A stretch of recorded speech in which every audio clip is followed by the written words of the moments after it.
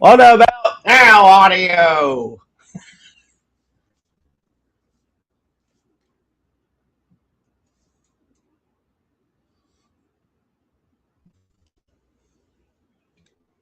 Now do I have audio? I see the blue. It's doing the blue.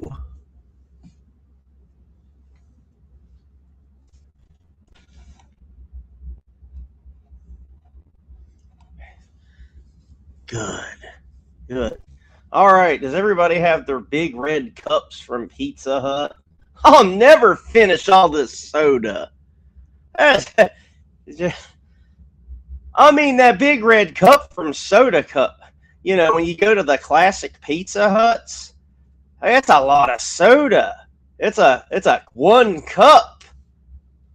I don't know why, but that bit me out of shape with that Bimmy video going to Pizza Hut. I'm like, what the fuck? And they fill the goddamn thing all the way to the top of that with those weird little cubes of ice. Ugh, God.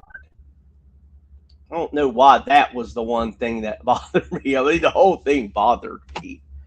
The big red cup. Hey, Tiff Wash. Goddamn, it's been a minute. Good to see you. Thanks for stopping by. It must be a slow evening everywhere else. We're talking about the big red cups from Pizza Hut right now. Chime in with your memories of the big red cup. I remember it sometime being cool to the touch because of the ice.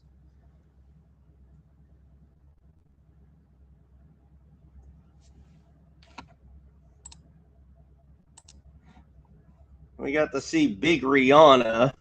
I do wonder, though. I do wonder if Big Rihanna decided, it's like, well, maybe I'm not cut out to work on transmissions, if you catch my drift. Because that outfit looked fairly, well, not like him votes conservative, but it looked like a fairly conservative outfit.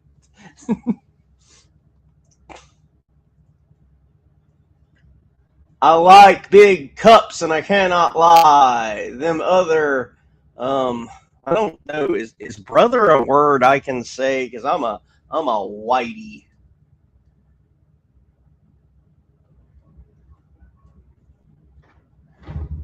Jerry, don't forget, one of these days we want you to come on, or even just me, and talk about some. We want prep work. I don't want to do it blind, like some of your favorite wrestlers from across the pond. Well, from me, and the pond meaning the ocean. I don't know if I said it right. But you know what that did? That Bimmy video did do, though? It earwormed me and, like, God damn, I kind of do want pizza now. So I went to the mall today, and after walking around for a minute, I was like, you know what? I will order those stupid ass uh, stuffed crust pizzas from Pizza Hut. And they are still pretty good, except I'm a. This is a hot take, guys. I hope you're strapped in. I mean, just strap in, okay? Uh, I prefer the crust on the original pan pizza, how it's lightly buttered, a little bit more than the stuff, because the stuffed crust pizza is like, you know, they're just pulling the dough back and rolling it. They're making a roll of for the white. It doesn't taste the same. It's like if they could make the original crust with the cheese inside, that would probably be a game changer. But still, yeah, still got the stuffed crust because. And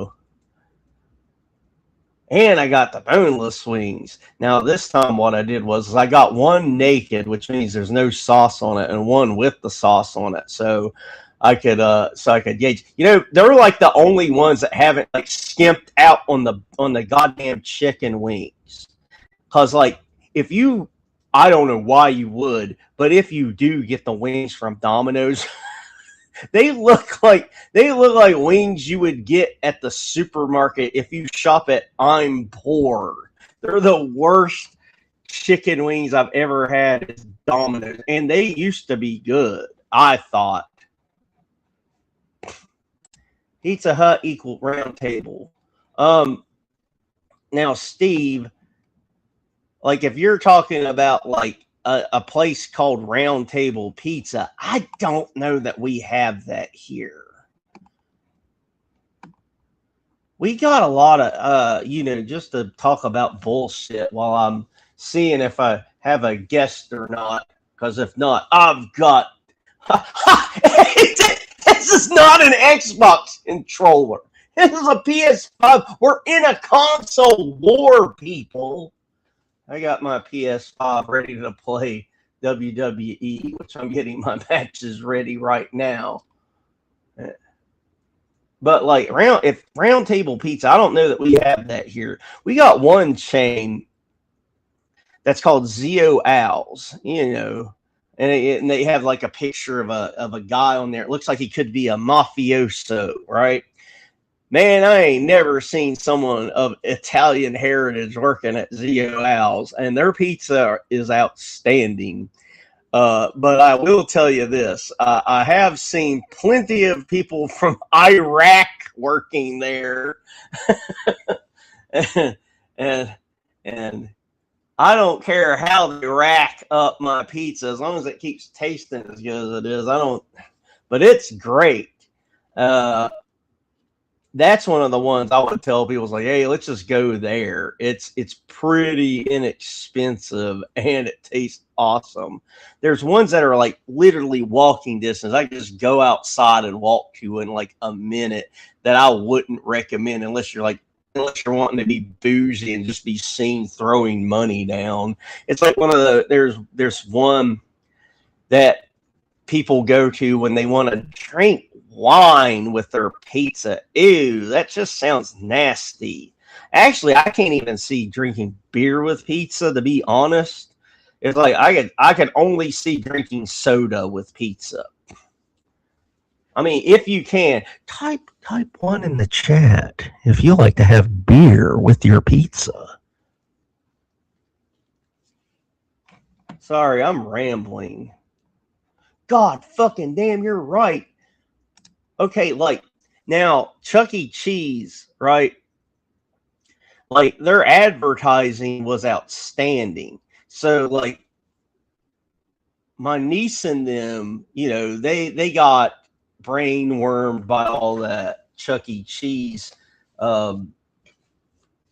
all those Chuck E. Cheese commercials, and they were like, take us to Chuck E. Cheese, take us to Chuck E. Cheese. So one day the family tapped out, was like, all right, we're going to go to Chuck E. Cheese to make the niece and them happy. And man, I went, and man, has there ever been a pizza that does not live up to the expectations of the advertising? You see that fucking mouse picking up that slice of pizza and gobs of cheese is coming off of it. And man, I don't really know how to describe. My experience was this. It tasted like I'm poor supermarket pizza. Like, you know how like there's no supermarket pizza is really that great. I mean, you just end up, you're going to spend more money, but that doesn't guarantee shit. But like towards the bottom are like, as far as price, that's is like Red Baron, and that's about the lowest of the ones that I can name. Well, it's like once you get past the ones that actually have a name that you can kind of recognize, then you have like made by the supermarket themselves pizza, where they just like they fix it in the back and then they wrap it in plastic and go. And I swear I know the name of that too, because I've had a million jobs, because as you can tell, I'm very reliable. It has like a funny name, like not that you wouldn't expect for it. It's like, I just call it prepping the pizza for sale, but they called it something like covering or something like that, something that didn't make sense. But like, if you've ever had those like made by the supermarket pizzas, those are the ones that they always like sneak in goddamn red and green peppers that just look like trash and they have no taste and they're unappealing to the eye. That's what I felt like I was eating at Chuck E. Cheese. I was eating supermarket brand only. Nothing on, no sticker on the wrapper, nothing with ingredients or calories, just wrapping it in plastic and throwing it in the bin. Now, I remember the arcade from that trip. That was fun. And then there was they had some competitors in when I lived in Columbus. They had some competitors where it wasn't so much as like a, it was an all ages type of arcade pizza place. And it definitely wasn't like a household name chain, but it was all right when I lived in Columbus. I can tell you this much unironically, the best thing about Columbus, Ohio is leaving. God damn, I did not like that place. I mean, it's like all the bad of the world. I mean, the only, you can get worse from there. It's like, but, because I have to go to Chicago like 4 times a year, and it's probably going to increase now that I got my new job. But it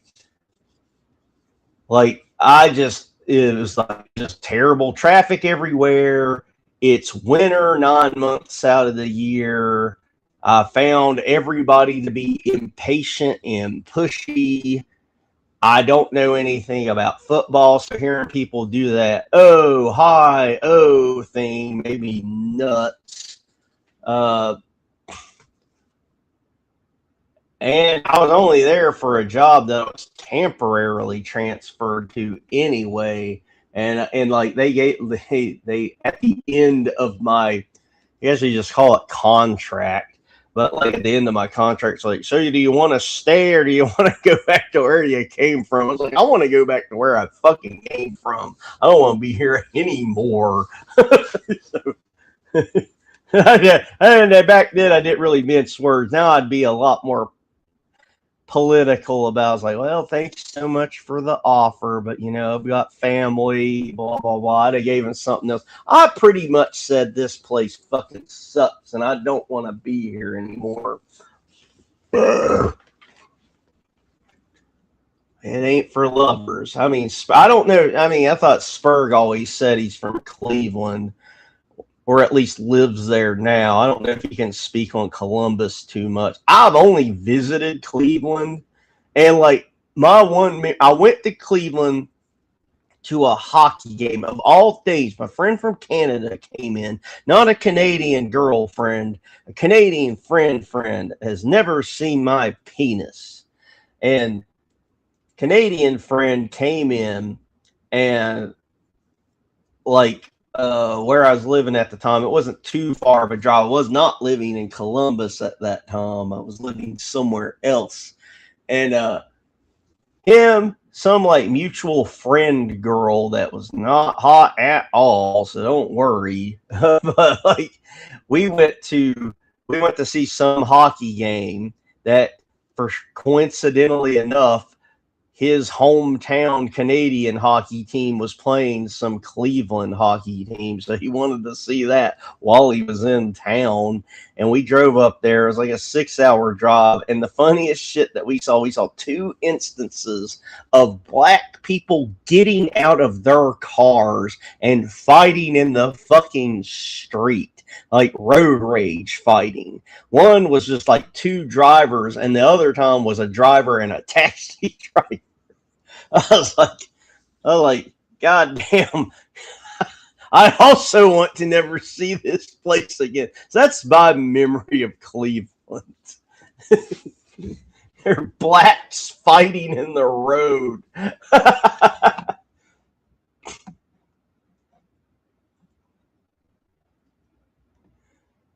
Oh.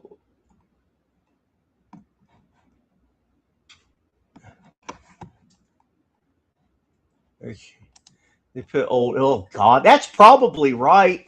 Like my challenge to anyone that watches this godforsaken thing today is go to your local supermarket and hunt for the supermarket only brand. It works really. The challenge will work out very well if you go to a place that is not a chain, that is not in all 50 states. Like, where this shit's like, people always give Walmart shit for Walmart brand. I don't think Walmart brand is that bad. It's not the greatest thing on the planet, but goddamn.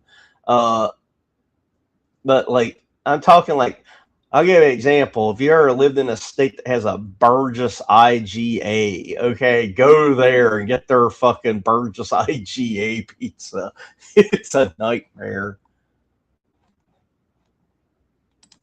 Oh, I should have. I could have recorded it. Anywho.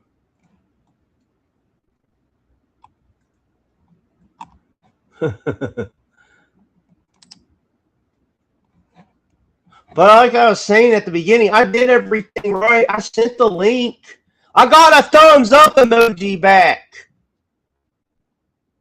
I might have fell victim to drug abuse. I hope that's not the case, or you heard it here first and I broke news, and I didn't want to break that kind of news.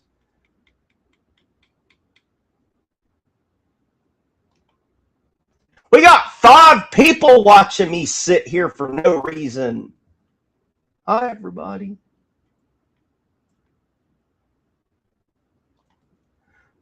Let me get some matches queued up. No, it's all good, man. I got you. No worries. Oh, well, Wrestle-Lame-ia was last week, and it was lame. There, I covered it just like in the thing. I said it. So just to get that out of the way, because I don't know that we're gonna have like a normal show, but we were going to talk about Wrestlemania, so I'll get my very short and sweet thoughts out about it. Did not feel like a Wrestlemania show. All the matches were competent. None of them were stupid. Some of them were better than others. None of them were exciting. I guess the most exciting match was Cody Rhodes versus Randy Orton, and it really wasn't that exciting. And that's it. I'm done. The rest of it was okay. It was okay, and that's not what you want out of a goddamn WrestleMania. You don't want okay. You're supposed to be waiting all year for WrestleMania to see, the end all be all. Like, I don't understand why I don't know. It's almost like they went out of their way to make it kind of boring.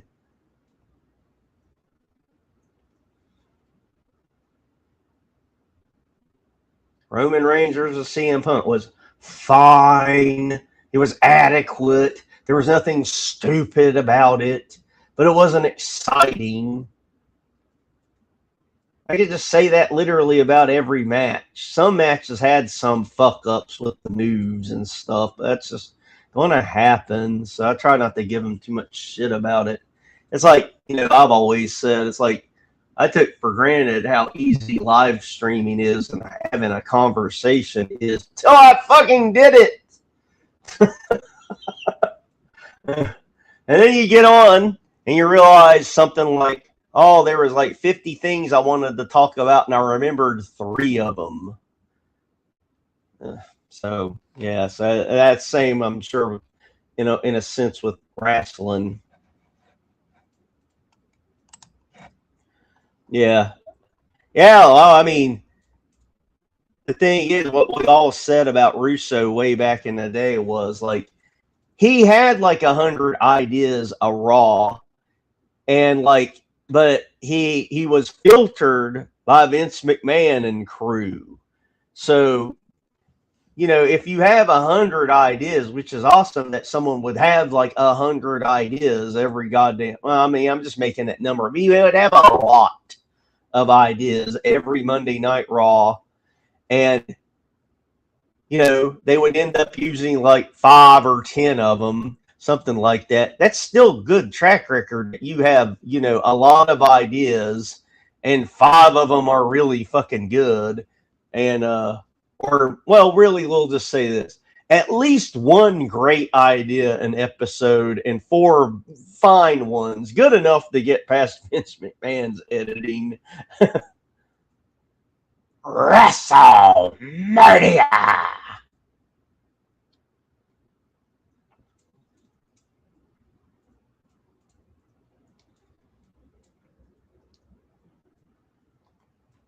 I do hope. I mean, I know it won't go down this easy, but I do hope beyond hope that like that Vince McMahon trial, it turns out to just be sour grapes. I know it won't be. I know it won't.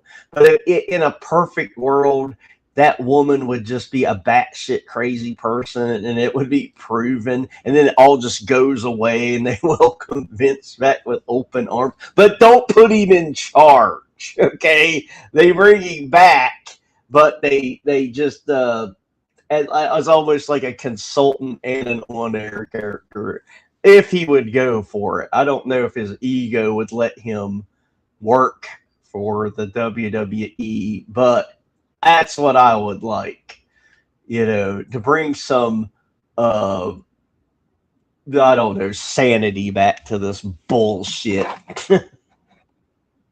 Hey, my bees in here. What's up, guys? Thank you for retweeting my bullshit recently. It helps. It helps get my name out there.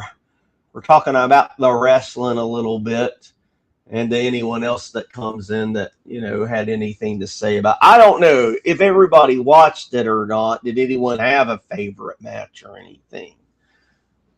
Maybe not. But other things to on tap at any time. Just depends on what kind of audience there is today, I guess. It's like, one of the things that I'm going to be doing this October that I kept getting pestered about by my friends I know it's weird to say, I've got friends at Nordstrom, don't mean to brag, but they kept telling me about there's this outstanding lineup of metal show that's going to be down at the Texas Motor Speedway, I think it's called, in October, and it has like 50 bands, and I love like at least half the roster. It's like, of course, the big names are like Slayer. I mean, I would just go to just see Slayer. If I heard Slayer was in Fort Worth, I'm dropping everything and going to fucking Slayer, of course. But Slayer is going to be there along with like Ministry, who was a band that I loved in the 90s. I thought, the MTV video edit of Just One Fix was just one of the best songs ever made, and the video that went along with it made it fucking scary. I mean, if there was ever anything that said, hey, you want a cool music video that will convince you never to get on the horse, if you know what I mean, the Just One Fix music video from the 90s convinced me of that. And there's that goddamn William S. Burroughs guy just on there doing this, smash the control machine.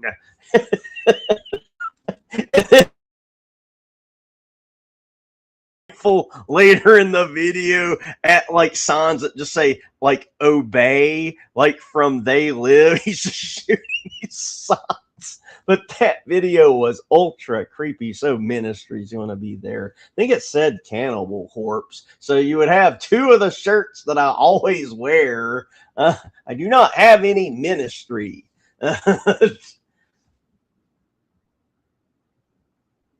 Think of, oh yeah, okay, that's that. If I'm positive it won't be a problem. I'm like 99% sure, but I'm that guy that has the luck that I would be the one person that's like, hey, he's fucking recording, and it's going to be in October. So that's the thing with Texas. It's like the weather might have calmed down enough by then that I won't be completely miserable, because I want to go in gimmick, and I know I can go in gimmick. That's not going to be a problem. It's just that, will I fucking sweat it all? I will sweat it all off. And because of, those peaceful Muslims, now everything's so tightened up when you go to like wrestling or anything like that to check your bags on the way in and all that shit. So I got to be mindful of what I take in there. That's what I did at wrestling. I took no chances. I was like, okay, I'm going to go in with my human face, right? So I went in with my human face and I had my like makeup incognito hidden on my body. So once I got inside, I found out where my seat was exactly, and then I went like right outside and found a corner and just used my phone as a mirror and put shit on real fast. And then I went back out and sat down. I was like, I don't think they're gonna say anything to me if I'm already in the building and already sat down. No one did. So I was like, it was all for nothing. But I was the only motherfucker at that goddamn pay-per-view that did anything like that. So I was worried that I was like, I was going to be asked to, I was going to get tapped on the shoulder and someone was going to go, I don't know what your pronouns are, sir, ma'am, they, them, but you got to get that off your face. And I just don't want that to happen at Slayer. So I had that thought like, hey, I can record it. I've actually got a lot of battery packs. I've got these battery packs, so I would have like tons of power just waiting on me to do that. And if I could record like actual music, that'd be pretty neat too. Because I mean, Jesus Christ, it's 2026. How many more times is anyone going to be able to say, "Hey, I got to see Slayer," or "I got to see Ministry"? Shit. Let's talk about that. God damn, we always talk about the same 6 things anyway. But this is my goddamn thing, and I don't have to abide by any format. So, what was that fucking thing called again? Yeah. I'll bring it up on the screen too. Yeah, I'll be sure to. I know what you mean now, but for a second, I thought you were like, no, make sure to wear your COVID-19 mask. As we know, COVID was the AIDS and cancer and hemorrhoids of the lungs. Let me find it. I'll bring it up on the screen. Mode or speed. Way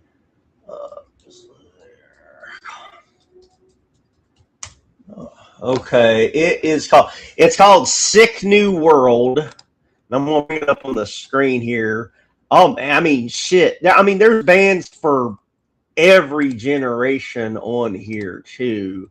So bear with me, guys. I hope you enjoy going down a little bit of memory music lane with me. Now I feel stupid. I should have been wearing a Slayer shirt today, and I'm wearing a goddamn Joker shirt. I'm talking about Slayer. But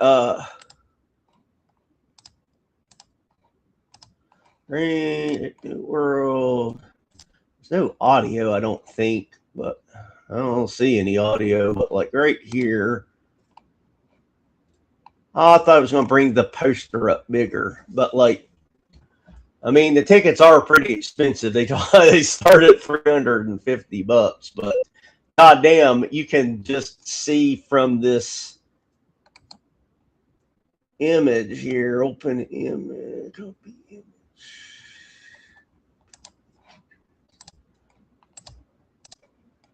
Hopefully, this goes straight to it. God damn it, it don't. Just go straight to the fucking.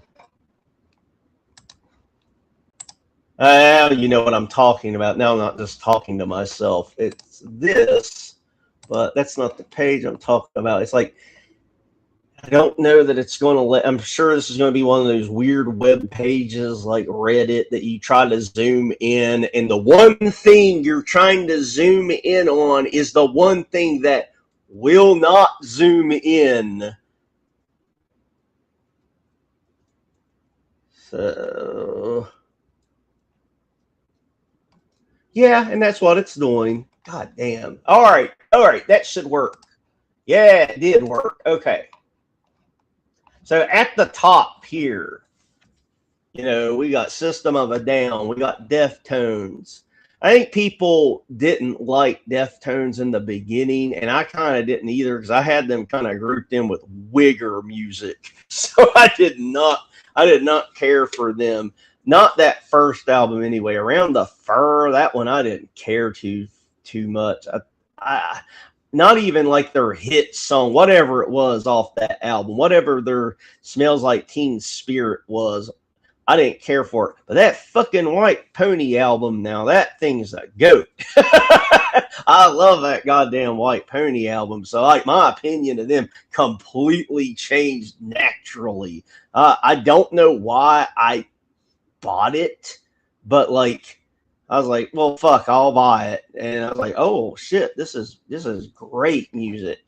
Of course, to me, the main event is Slayer. I'm pretty sure it's the main event of this show. I don't know why it's not at the top here, but you know, Slayer, 40 years, goddamn.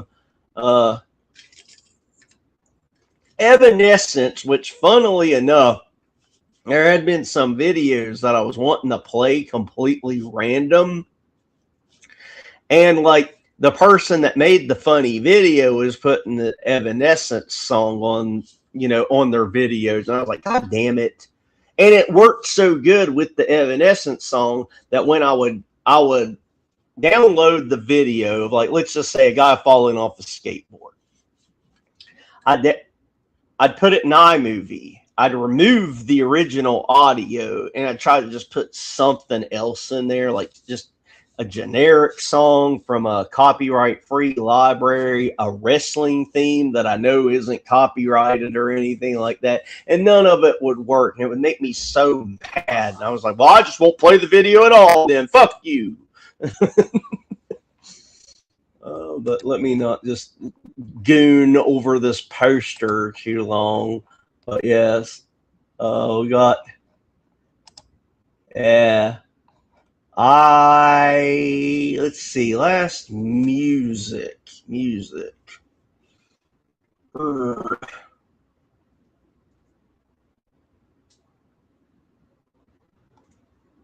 God damn, I don't know what the last thing I saw is.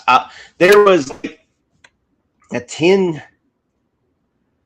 a 10-year loop where I was going to see bands like crazy. And then I just stopped. Then I guess that first part of like getting old kicked in. I was like, ugh. But if I go to this thing, it won't end until 11, and then I've got to sit in the parking lot, and it'll be like rush hour trying to leave. So I'll be stuck in the parking lot another hour, and then so I basically would talk myself out of it. One of the last ones I went to was 9 Inch Nails. I've seen 9 Inch Nails twice. And one time it was at a music festival, so there wasn't Lollapalooza. It was like its own thing. It was 9 Inch Nails and A Perfect Circle, and then a bunch of other bands that I don't fucking remember at all. But this festival was very fun. Me and my friends that went to got sunburnt to hell because we were young and stupid, and we were more concerned about looking cool.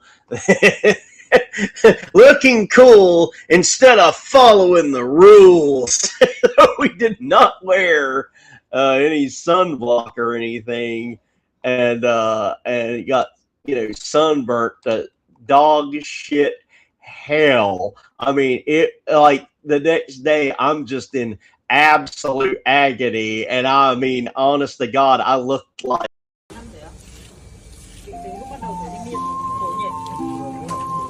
Các bác có nghe được cái tiếng vẩy của tuyến cố xoa mà kêu tanh tách. Is anyone thinking pork rinds? I'm thinking pork skins and pork rinds right now. But yeah, I looked like that. The next day, hopefully no one was in mid-shoe. Or hopefully you were, or whatever. Float your boat. I got a thumbs up. He's not here. Do we need to call the local cops and see if anything happened? He might have OD'd on marijuana. Anyway, back to what I'm talking about.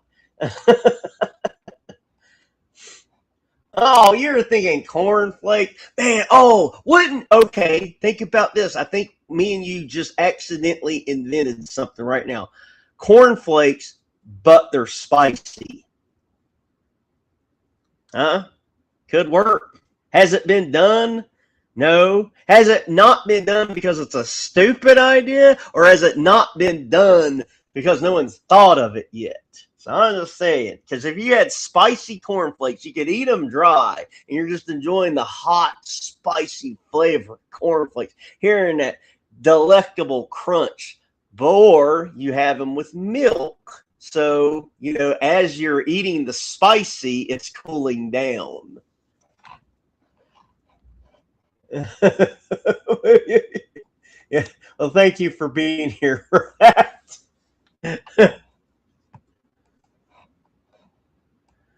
Oh yeah, we are missing. Yeah, we are missing. Hey, thanks for coming by, Roy. I don't know what time you tagged in here. What I'm talking about today, because I ran out of talking about WrestleMania already, and by myself, I'm flying solo here. I'm not much of a solo act. This poster I got up over here on the right. It's Sick New World. It's coming here to DFW where I live. It's going to be at the Texas Motor Speedway in October. I'm going to be going to it once I remember to buy tickets. Like right now, I should just buy them right now, but I'm on the screen, so I don't want to be pulling out a fucking credit card. Not saying any of you, but this lineup so far has got System of a Down, Deftones, Slayer, Evanescence, Ministry. Ministry is one of my most random all-time favorites. And then I was rambling about Nine Inch Nails. I've seen them a few times. I wish you all, I wish I could have put you all my brain for that festival I was at. It was like 12 hours of fun meeting the weirdest people I've ever met, and just a damn hoot. Marilyn Manson I've seen a couple times, obviously. Today's makeup is a little bit, that was my Donald Trump impression. I should never try it again. A little bit inspired by the beautiful people makeup, the top part, anyway. I mean, I know it's just a black line, but whatever. But I was looking at that video last night. I was like, I'm going to freestyle that tomorrow, I think. And then I'll just do stupid clown face for the rest. Clutch was someone, okay, wherever you lived growing up, I'm going to ask you all this. I want you all to participate. Please participate. If we were in school and we were being kind of snobby about music, and I was saying, hey, you know that band everybody pretends to like? At my school, that was fucking Clutch. Okay, that was who we were talking about. You know that band everybody pretends to like? We were making fun of Clutch. And I love that fucking song, The Shogun Named Marcus. I mean, that song has replay value like a motherfucker. It's like a 35-year-old song. I can play it at any time. But the rest of their stuff, well, it's technically fine music. It is being performed accurately as intended. It is just not my jam, man. So I'd like to hear your alls when you all would have that. I'm assuming, because I think we're all kind of a hive mind. If someone said, you know that band everybody pretends to like, who's yours? Down, nobody cared for Down. We were down because it wasn't Pantera. They're like, well, if you want to listen to Phil and the bassist that no one can remember his name, you can listen to Down.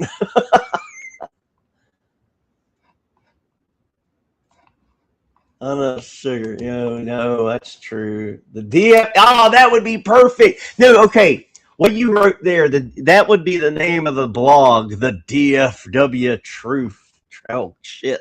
Let me try that again. I about lost a tooth trying to say it. The DFW Truth. And Syndrome of a Down would be good.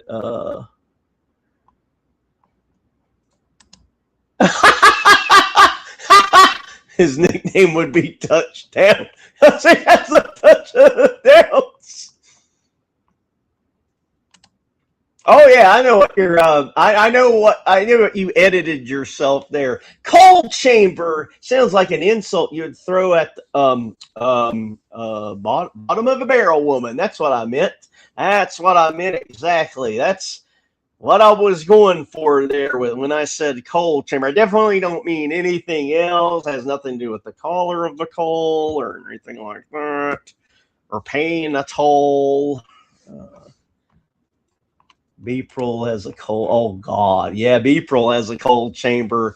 While James, I mean James has got the 4 million subscribers now, so he has an executive cuck chair. Uh, oh God, the WCW truth. That would be it. Let me go through these now. I never saw Down Live. Seen Manson twice. The only thing I hold against Manson was what his Instagram put up in June of 2020. That pissed me off. She Wants Revenge was, okay, guys, part of the DW Truth in here. She Wants Revenge was one of the bands that Josh put up on his screen that he was talking about when he was talking about bands that he opened for. I know who this band is. This band has a one-hit wonder. It was even in that Jim Carrey horror movie from like 2008. So I mean, you know how it is for me. I can't think. I'm on a live stream, so if you look up Jim Carrey horror movie from like 2008, it was in that movie too. But yeah, and that's it for them. Like all that one song. I don't know that in today's eyes and ears anyone would give it any time of day, but back then it kind of fit with that emo sound, I guess. I don't, whatever. I have no idea what that is. I have no idea what Wage War is. Oh, KMFDM. That's another one. That's another one of the bands. Like, oh, that's one of the bands everybody pretends to like, and I guess you would really call them a crew because I think they're just pre-EDM electronic music, and Scowl, don't know, Knock Loose, don't know. I saw one of their fucking shirts though at Hot Topic. It was the fucking coolest looking thing I've seen in a minute, and I almost bought it as in a poser way because I was like, I don't know who this band is. I just thought the shirt was cool, but I forgot because I have 10,000 things going through my mind every second, kind of like a fucking bug going through a windshield. I do not know who G is. I will not look them up. G or G, we remember them. They have that one song. Snot is that stupid band that has that on the cover of their CD, that picture of a dog with, I think, a snotty nose, and that's all they're known for is the cover of their dumb thing. When I was working at a ski resort, I was saying that this would be my last resort while I was listening to POD. Kitty, I remember them. I liked them. Plus, the girls were pretty hot. I mean, they were all hot. Oh, oof. Hey, Pale L's in here. Thank you, Pale L, for coming by. Will you tell Nodak to come here and tell everybody to hit the like button for me so I don't have to? It'd be crass if I do it. It'd be crass if I do it. But Crowbar, okay, bye B. If I'm understanding, Crowbar was one of the bands that by B is saying that everybody said they liked, but yeah, I remember that band being brought up a lot back in the day because I know that they had done some tours with Pantera, but that's about it. Filter is like Filter's just like, to me, that when I think of like a band, or when you want to give like a safe example of a band that sold out, they had a like kind of a darker industrial sound back in the Hey Man Nice Shot days, and then and then, and then there's that fucking Picture song. And I'm like, oh my god, now they're in movies, and well, good for them for their paycheck, but wow, what a change of pace. Super Heaven, heard the name, don't care. Norma Jean, I think that's like a screamo band from the early 2000s. Lords of Acid is another one of those band or groups, I think they're electronic, that I would hear people say that they like, but I don't think anyone did. Now we're at the bottom here, and I have heard of none. I wish I could zoom in. Okay, at the very bottom of the page, I can't zoom in anymore. It won't let me, but like at the very bottom of the page where it says sicknewworldfest.com, Texas, right above the word Texas. Can anyone make out the name of this band? I don't know if it even shows me circling it, but that's a good example of how my favorite death metal bands come up with their logos. They're just it's like, put it on the CD that no one buys anymore. The CDs are extinct. And yeah, that's going to be the thing I go to in October. And Steve will have to keep reminding me to do like a vlog or something when I get there. So I mean, it probably will be me half bitching out. If it's like 4 hours long, 4 hours of it will be me going, God damn, it's fucking hot. Jesus fucking Christ, it's hot. All my precious paint is melting off. And then the other half will be like, yeah, that song's pretty cool. Or, oh shit, I've got to go for a walk now. A band's coming up that I've never heard of, and I want to go see a band that I know their name. So while this would be the perfect opportunity to probably check out at least a couple of new bands, I know I'll get there and be like, nah, I'm not going to do that. Because really, it's like, all right, even if, going back to this poster here, who is someone that I don't hate, but I'm never. Mastodon. Okay, Mastodon's a good example. I don't care about Mastodon at all. Don't hate them. I couldn't name a song. But if Mastodon is playing on one stage and The Dark is playing on the stage that I'm at currently now, I'm going to go walk and see Mastodon. I've at least heard of them, because it'll be the only time I ever see Mastodon in my life. So I may as well go check them out. So I'm basically going to be doing that. The only thing it's going to suck is when if I hope to God they don't time it like this, but like, let's just say Ministry is playing at the same time on one stage as Marilyn Manson. I hope they don't do shit like that, because that's going to be like a tough one for me, because they have about the same amount of songs that I'm really fucking into. Slayer, well, if we do rock, paper, scissors, I mean, Slayer is rock, paper, and scissors. So whoever is playing at the same time Slayer is, sorry.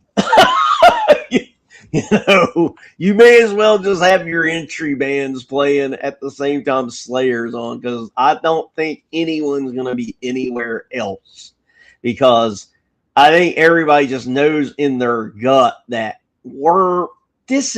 they've already got to have one member that has passed away. So this is probably, the last tour ever, or one of the last tours ever. I mean, the motherfuckers are like 60. Come on. I mean, nobody on this poster is a spring chicken. I mean, everybody. I think the youngest people are like 40. And then some people are even older. Like, I think the Melvins have been around longer than everybody on this goddamn page except for Slayer. I hope you all enjoyed me taking a side road, not talking about wrestling or whatever. I don't even know what I talk about really, but I just wanted to talk about music for a minute. I hope you all are having fun. Pale L, I don't see Nodak. I need him to tell people to hit the like button. Roy says 40 is the new 60. I've never heard anyone talk shit about Mastodon ever. That's into that type of metal. In fact, one of the rumors and innuendos out there is that's how the Eagles of death metal got their name. Was one of the band members was talking to a friend, and that friend was trying to describe Mastodon to the member of this band, and he couldn't think of a way to describe him, and he goes, man, like Mastodon is like, the Eagles of death metal, and it like that funny thing said just stuck with that guy so hard that he was like, I've got to name my band that.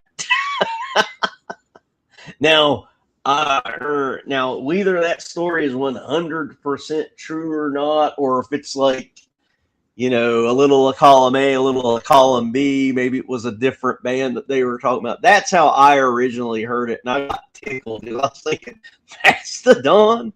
I mean, they're fun, I guess.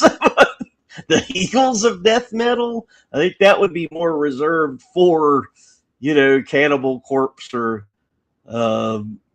Gorgia or Deicide. And I'm being generic with it, I'm just saying death metal as opposed to like getting into the nitty gritty, like the grindcore versus metalcore versus melodic death, Applegate core. I just like just say death metal, make it easy. Just say wrestling instead of lucha libre. Whatever. Oh, this son of a bitch!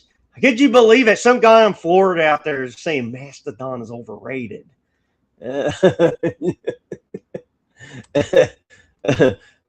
Pale L, I don't know why, but in my brain, you and Nodak are best friends, and wherever one of you are, the other one is. And I don't know if I don't even know if you all interact that much, but for some reason, when I think of Pale L, I think of Nodak. I think of Nodak. I think of reminding everybody to hit the like button. I think of Pale L. And also think of Spurge Snake hacking his own channel and taking down all of his videos.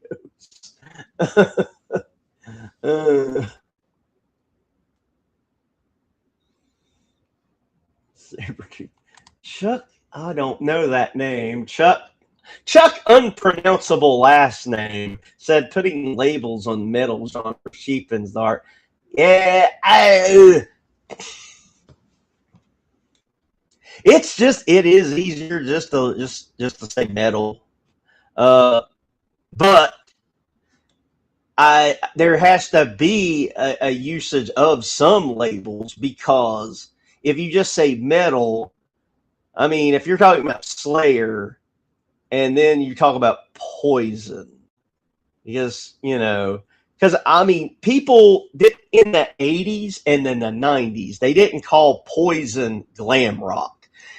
They got retconned in sometime in the 2000s. Sometime in the 2000s, people started like softening it, because like bands like Poison and Def Leppard and all that shit, they were called metal back then. And I just think it's nauseating to say Def Leppard, Poison, and bands like Rat, bands like them, and say them in the same breath as like Slayer and them. So I'm like, I'm okay with like getting some differentiations out there, like if you want to call Poison and them metal, hey, that's great.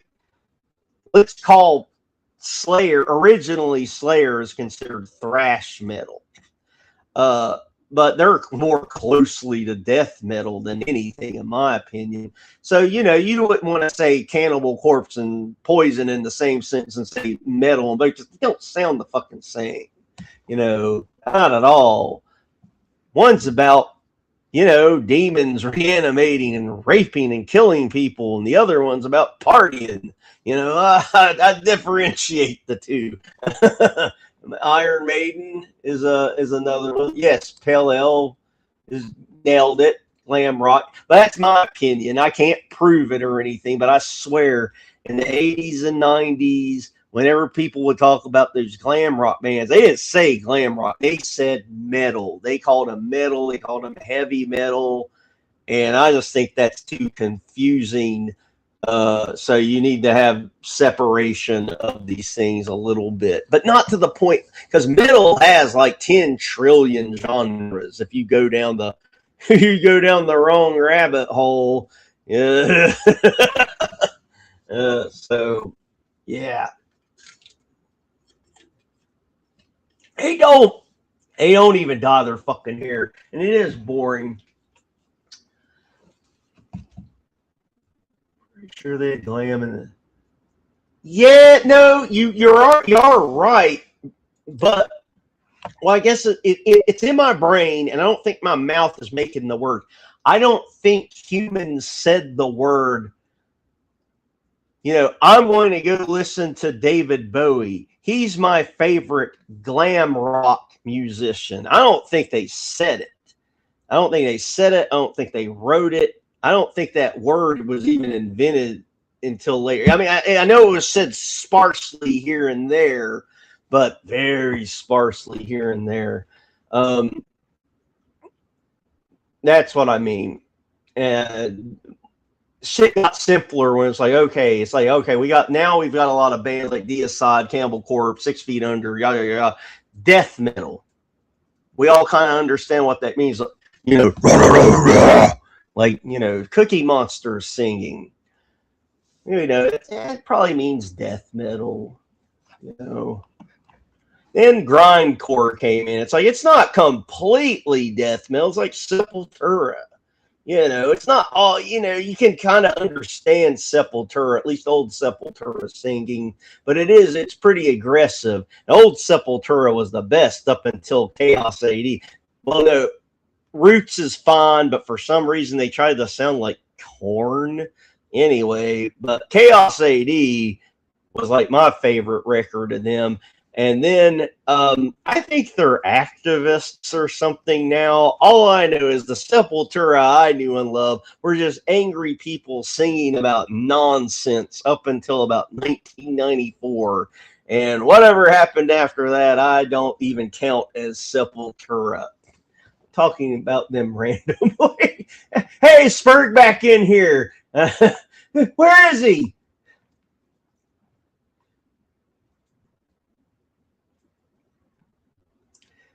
David Bowie. Oh, I should put it on the screen. David Bowie was Jareth the Goblin King, but he's also an oil driller. Well, and, there are some conflicting emotions that go on there. you try to enjoy Jareth the Goblin King, but then you watch Jareth the Goblin King in action, gobbling on a prince, and then, well, you know, William Bailey. There's a lot of crosstalk in the chat tonight, guys. We could keep all of our chats focused on me and only me and how great this is. For those of you aware, that comes from the Aaron M. Holt show, where him and his fucking ugly 5-headed wife would used to yell at the chat and be like, don't talk to each other in the chat, only talk to us, and only super chat us if you're talking. I wish I could find like a best of that guy, because that guy begs for money worse than DSP.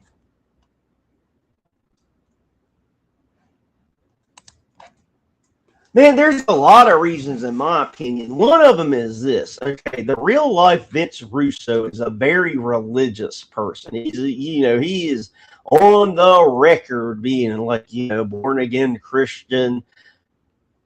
But all the stuff that he wrote, especially in the 90s and early 2000s, was very R-rated and immature. I guess you could say. Not that I care about the immature part. Funny's funny. If it's fucking funny, it's fucking funny. But like, he's on one hand, he's the biggest. He's a real life Christian loving person. On the other, right, the shit that he would write on TV could be considered at some point great, and then his WCW stuff was so bad that he wrote that made the TV because he didn't have an editor, that people were actively questioning, does he still work for the World Wrestling Federation, because this shit that he's writing for our shows is so terrible that people are turning out in the droves and going back there. And then and nowadays still, he's I believe him. I have no reason not to believe him that he is like a very, Christian person, but he works for the Insane Clown Posse these days for one of their wrestling shows, and he writes ultra filthy shit. So that's my opinion of him being a troll, is because he's real life very religious, but the shit that he writes is real life filth. That's one of the reasons. Now, if you were queuing me up for something, I missed it. So you're just going to have to type it, and I'll read it.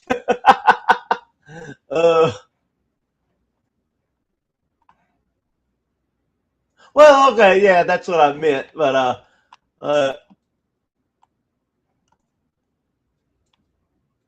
he is, I mean, that's the thing about him, and a lot of people say this, is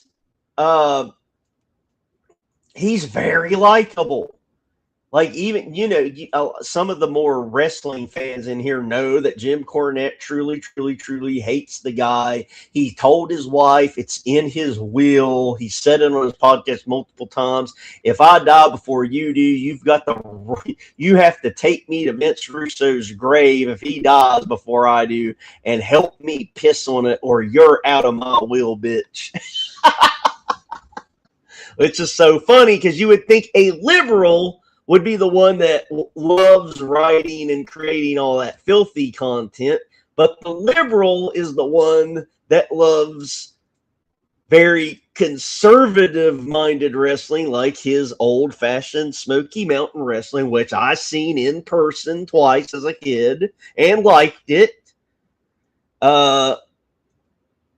Yeah, it's so weird. Wrestling's so fucking weird. The liberals like conservative wrestling, but the conservatives like to write filth. God damn, it makes my head hurt. I guess it's like, how like in real life you're a good guy, but it's more fun to play a bad guy. Maybe that's like how these political people are. But yeah, he's great on podcasts. He's so likable. It's like if you went to listen to one of his podcasts, right, you would go in wanting to hate the guy. Like, oh, okay, he's on this. I'm just making this up. Let's say he's on Talk is Jericho, and you want to listen to Jericho's podcast, and Vince Russo's on there. Man, I can't wait to hate this guy. And then by the end, like, God damn, I kind of see his point on a bunch of stuff, and he's just a overly friendly bro.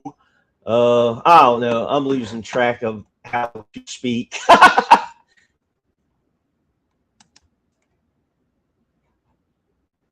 It says, I know they're going for each song is a different genre. It's two. Yeah, okay, now going back to the trolling thing, he made Arquette a champion. Well, that was more of a Bischoff decision, actually. It was to get attention. Bischoff defends that. It's to get a lot of attention on WCW at once, and it worked. Now, there's schools of thought on that. One school of thought is this. Like when Ultimate Warrior debuted in WCW as The Warrior at the end of a Monday Nitro, people were telling people to tune in. They're like, holy shit, Ultimate Warrior's back and he's on Nitro. You got to tune in. And that night got a gigantic ratings bump. I believe it got up to a 6.3, which means, and that shit is extinct these days. We all know nobody watches regular TV anymore. But like that means a 6.3 really means like 8 million people, the way they do the math on that shit. So 8 million people saw the Warrior debut. But Bischoff was like, yeah, but 8 million people saw the Warrior debut and deliver a 13-minute, completely rambling, nonsensical promo. So that probably did more to hurt us than help us. So he said that about Warrior, and that got a huge pop. That was really for the one night.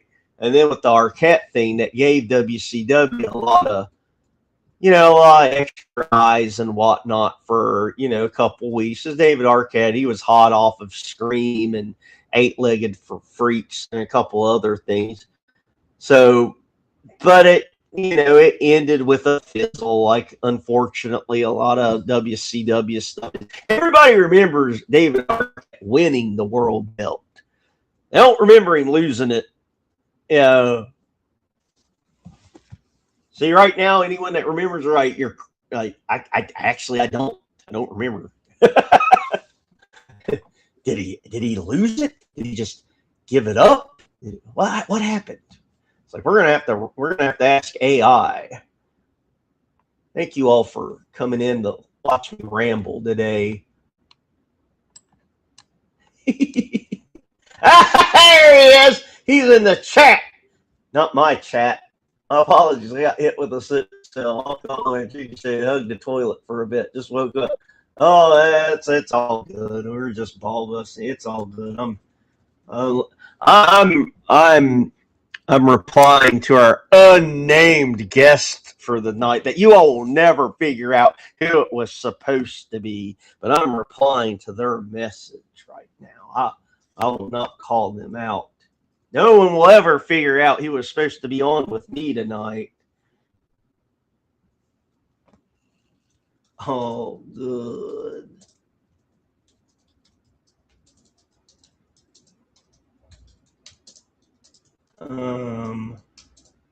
Just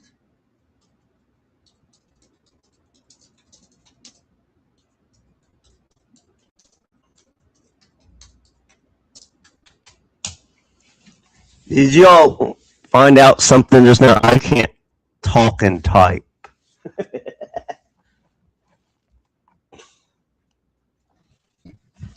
It's ASMR with Dr. Harley Quinn. How's everybody doing this evening? Is anyone thinking about pork rinds? Press 1 in the chat if you'd like to see some pork rind related videos tonight.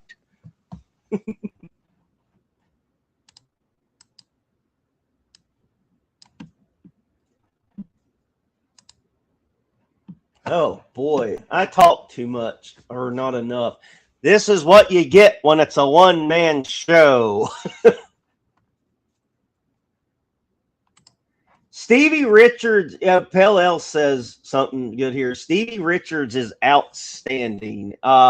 He breaks down stuff in a very intellectual way. If you're interested in that sort of thing, like the Jim Cornette saying, if you're into that sort of thing, that's the sort of thing people like.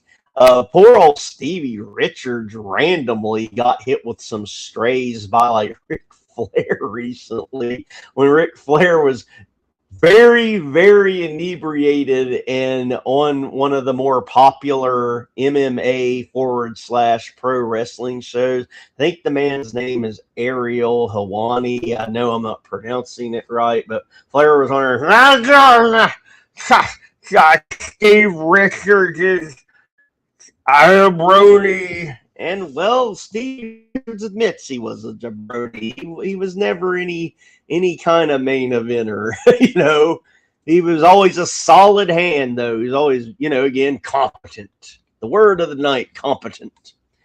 He's always a very competent wrestler. He made people look good. He was safe in the ring, you know.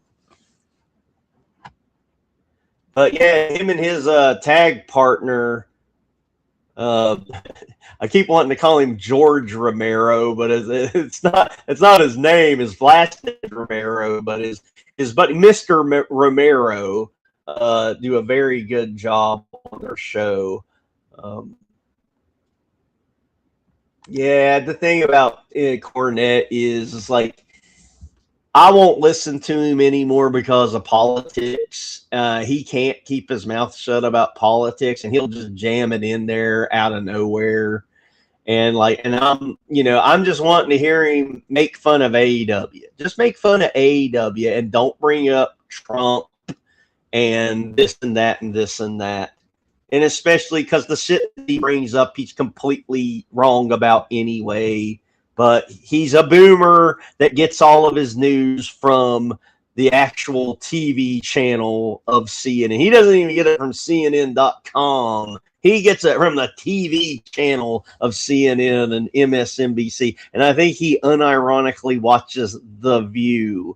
So, if he would just stick with wrestling, which is funny because Brian Last has some friends that have a show that's basically called Stick with Wrestling or Nothing But Wrestling. And that's all it is. They don't bring that stuff. And I always wondered if that was like a little bit of a jab. Whatever. But yeah, he does need to take his pills and go to bed. It is funny to see him flip out on when really bad shit happens in wrestling. Like there's this one clip, if I can find it, I'll play it because it is super short. So even if you hate wrestling talk, oh, let me bring this up while I look this up. It's such a short clip that everybody will cringe. Let's see if I can find it on the YouTube.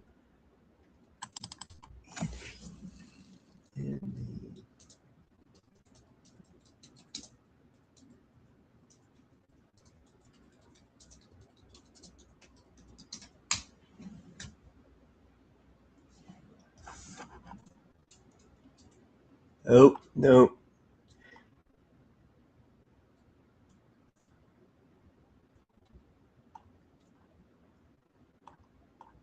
I found it, but it's got that Cornette commentary, and I don't know if he's a striker or not.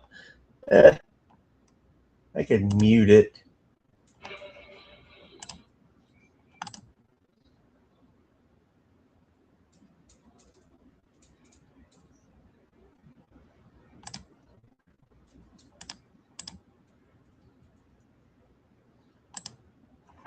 Yeah, it's right here. Don't worry, guys. I wasn't just staring off into space. I was staring off into space with a purpose. Now, this one, I'm intentionally not including the audio because I don't want any hassles.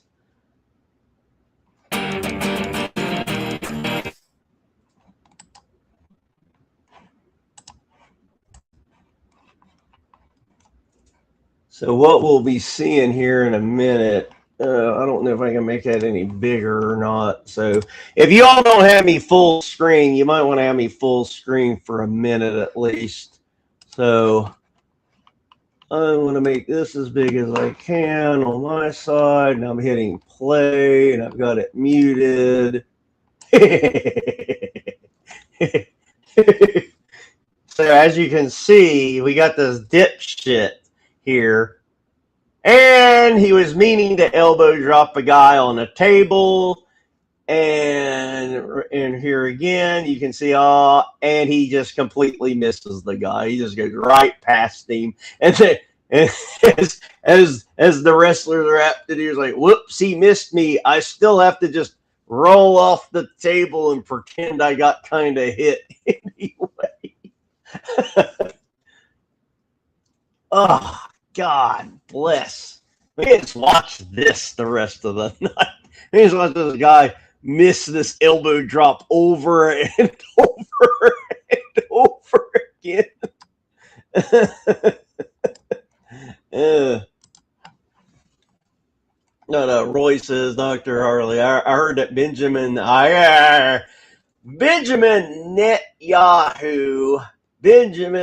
Netscape Yahoo has been diagnosed with cancer. How are you coping with it? Hope you're dealing with this pain well, brother. Stay fierce and shalom. Yeah, and I visited, the temple earlier. I was at the Shalom Temple down in Dallas. That's where I like to go worship when I put on the little hat and I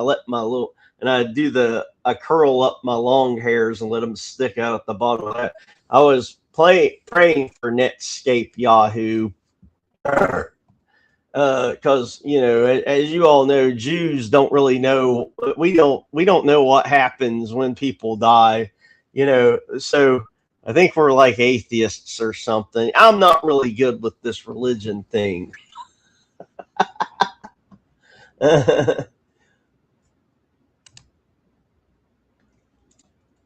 Yeah, basically they said Warrior talked way too much. Bischoff was wanting basically, because it got a huge ratings pop, but it was a huge ratings pop that Bischoff said, at least retroactively. I have a feeling back then he wasn't mad that Warrior talked for too long and he saw that rating the next day. Something tells me he was like, you know what, when I talk about this on the podcast, I'm going to talk about it like, oh, I knew back then it was a bad, bad thing that so many people watched Nitro that night and saw the Warrior because they saw a terrible promo. I don't think he had that much foresight back then. I have a feeling back then he was just like, wow, look at that fucking number. We definitely beat Monday Night Raw. Just like people said the same thing about the time one of the other famous moments in the good era of wrestling, the Rock This Is Your Life, and that thing got a gigantic rating number. And like back then, and even in Mankind's book, everybody was gloating about how great that number was. But I've heard people talk in recent years that they weren't so happy about that number because they timed out the show and that segment went long. So because that segment went super long, they didn't care about that gigantic rating. It threw off the formatting of the rest of the show. Now, nobody talked about that shit way back then. This is only stuff in recent years, and I don't know. Wrestling does a lot of retroactive reframing, if you will, here on the Superstation. God damn, I still can't believe people are watching me. I had this Prime bottle because Logan Paul is the greatest modern day heel as far as I'm concerned.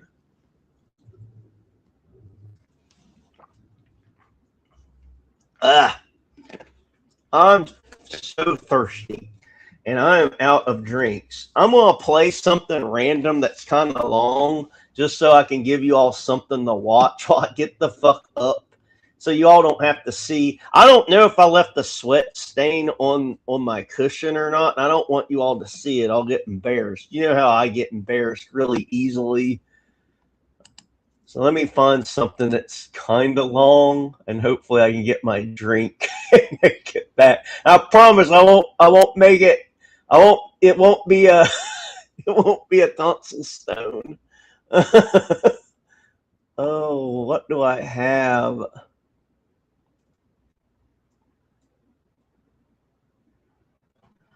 I think this one was long. Well, we'll play the other Josh video. I forgot to play it the other day, Steve. You got to remind me. I have special needs. We're going to play the other, because when Steve was talking about the hard work that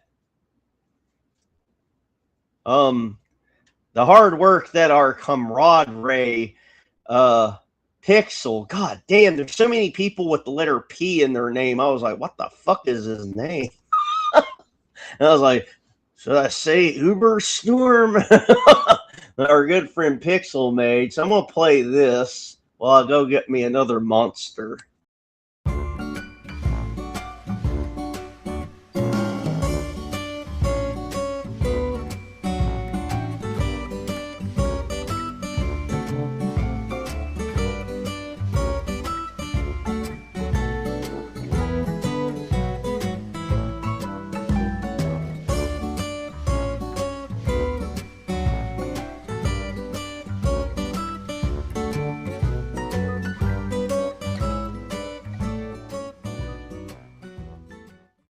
I told you I needed the docking station next. I'm almost done. You always do this. No, I have a meeting. Give it here. Get your own. This one's mine. Mine. No. Now. Ah! I made it. I timed it perfectly.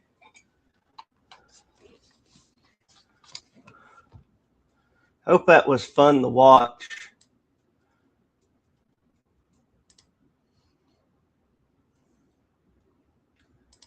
Vertigo? Hell no, they don't give me fucking jack nor shit. They just barely keep me awake now.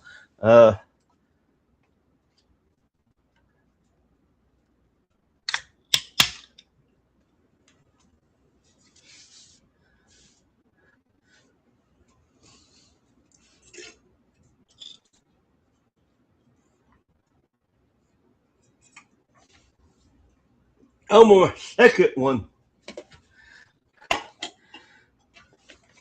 But no, it's like, okay, like, people at work, there are those people like, coffee is my whole personality. When you see me with a cup of coffee. I can't function without my coffee. Coffee, coffee, coffee. I love coffee. Coffee, coffee, coffee, coffee, coffee. I work with those people. And I've always, whenever I chime in, like, yeah, I can't really do that. And I have to like clean it up for work. But I'm like, listen, I need coffee to microwave my stomach so I can take a fucking shit, and that's it. I don't want it after that at all. I don't like it. Coffee gives me the fucking jittersons. Coffee will dry up my hemorrhoids and then make them double moist, and nobody likes that. And I'm like, all right, I just need coffee to get myself going. But the rest of the day, I need monsters. And monsters don't do anything to me anymore. At least, well, not that I can tell. Maybe other people. But they just keep me barely awake. But I have to have like a cutoff. Like at 10 o'clock my time, I'm like, yeah, I got to wrap up the monster drinking for today.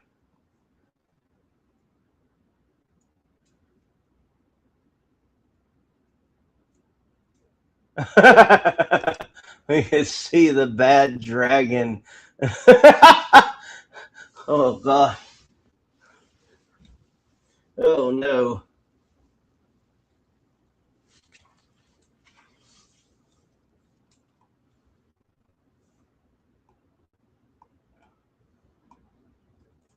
Hey, Snake's back, or he was. Are you back, Snake?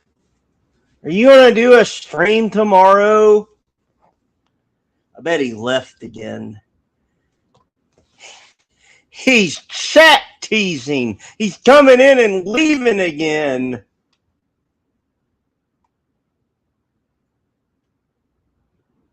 James Romero, you're right.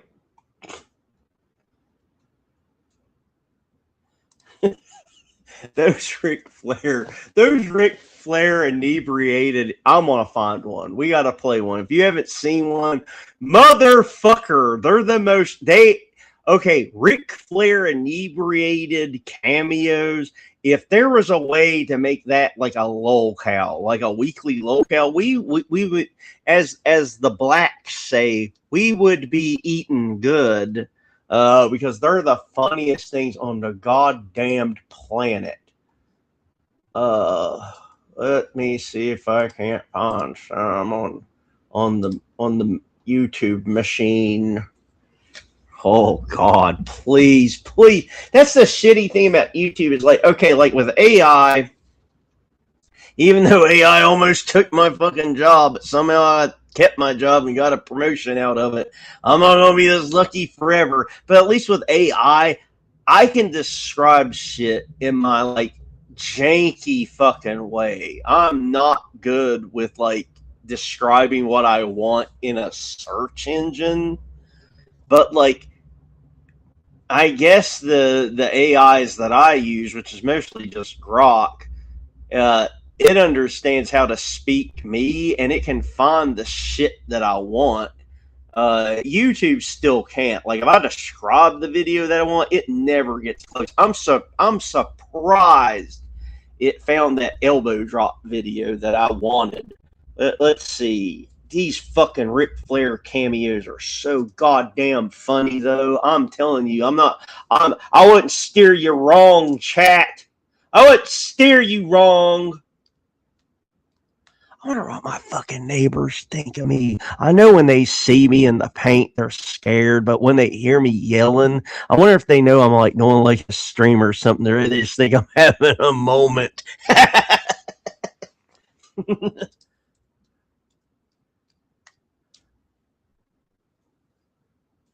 God damn it. Oh, this is. Oh, I think I found a home run. So I got to get my fucking headphone in, make sure I'm not doing this too loud. And then I got to figure out where we are in the chat. Especially if someone's just needing me to hit pause so they can compose themselves. I hope it has one of the ones where it's like, why are you getting married, motherfucker?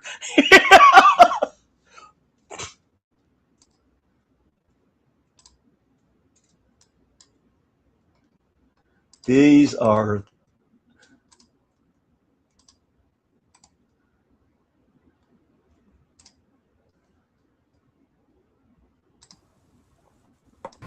Woo to my man Jeff. Comes from the Bachelor Party Boys and from the Nature Boy.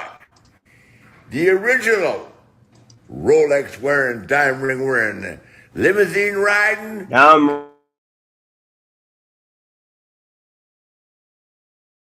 Woo! What's the occasion? Jeff's bachelor party and marriage. Good for you, Jeff. She better be smoking hot, man. Everything that you own, she owns half of the day you say I do. Sorry to be the bearer of that bad news, but I've done it 4 times. Jeff's a huge wrestling fan, and Ric Flair is one of his all-time guys. Love that.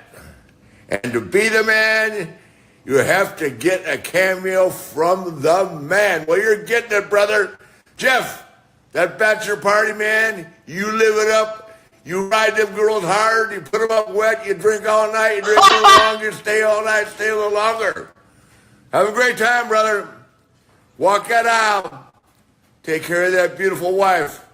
Stay married, man. Stay married. God bless you, Jeff. Congratulations. And you boy. God damn. Jeff, Nature Boy here, man. That's the same one? Woo, it's the Nature Boy shouting out RNDC on Premier's team. Wow, that's a lot to remember. From RNDC leadership team. Congratulations. Pep talk and an inspirational moment for you guys at St. Patrick's Day. Woo! Hey guys, Nature Boy here, letting you know that we're going to have a great year. St. Patrick's will be wilder than ever. I'm going to be in attendance in probably 3 different cities. You guys enjoy life. Keep on getting better. St. Patty's Day party, wow. Knock the world down, raise the hell, drink all you want, chase all the women you want. Remember, when you're the Rolex wearing, diamond ring wearing, limousine ride, private flying, He doesn't say diamond ring wearing. He says dime ring wearing. Man, you know, at one point Ric Flair looked like a human, and then the next day he looks like a goblin. Ric Flair looks like a goblin that someone poured fucking melted wax all over now. Oh God. Speaking just like he was saying, being rode hard and put up wet. Ugh. But I think the next one is the "Why Are You Getting Married, Motherfucker?" If I remember that jacket correctly. God damn. These are bad. But this is what you want. Like, I don't want, like, if I got a cameo from Ric Flair, I don't want a good one. That's not what I want. I want, you good, motherfucker. Why the fuck are you doing that for? 16 times. Woo! That's what I want. Diamond ring wearing, limousine riding, and private jet flying. My friend Adrian has been having a tough week. Oh. He's a hard-working guy who owns several small businesses, and some haters are giving him some shit.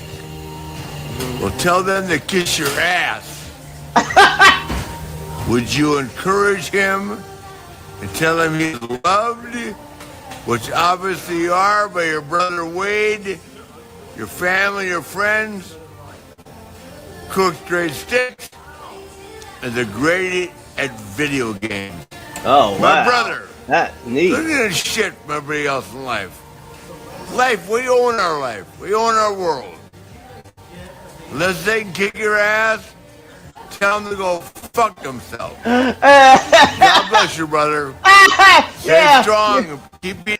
Tell them to go fuck themselves. But God bless.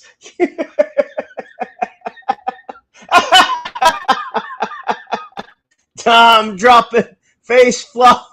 Oh, it's perfect. Dom dropping, face flopping. The minute SOB. Oh, God. Flair spilled the beans and Logan relocates. Man, I tell you what, though, I told this bitch on Twitter,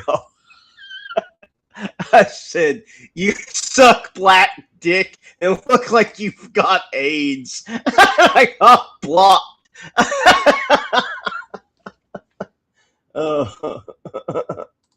Oh, yeah, he got, yeah, they put the candlestick up. It's, but then this, what also makes this funny is like kind of the laziness of it, dude. Like, damn it, I gotta do a fucking cameo. I just realized that while I'm at the restaurant.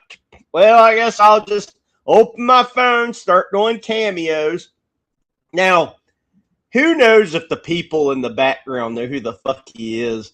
They're probably, I'm sure, I mean, he is pretty much a household name, but, you know, this does not look like, when you say Ric Flair, this is not who you picture in your mind.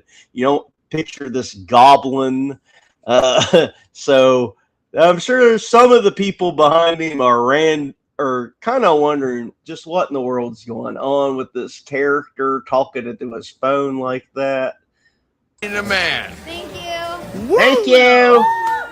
Well,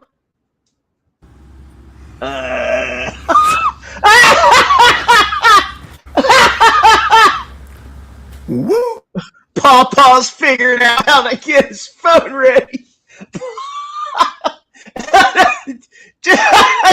I just got to see that part again of Pawpaw not being ready to record. Oh, boy. Keep being a man.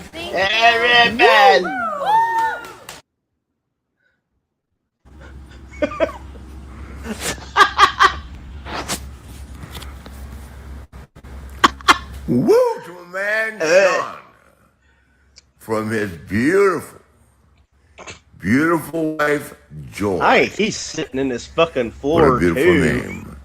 Please wish my husband, in this case, a belated Happy Father's Day. He is the best father to all of our children. What a compliment that is.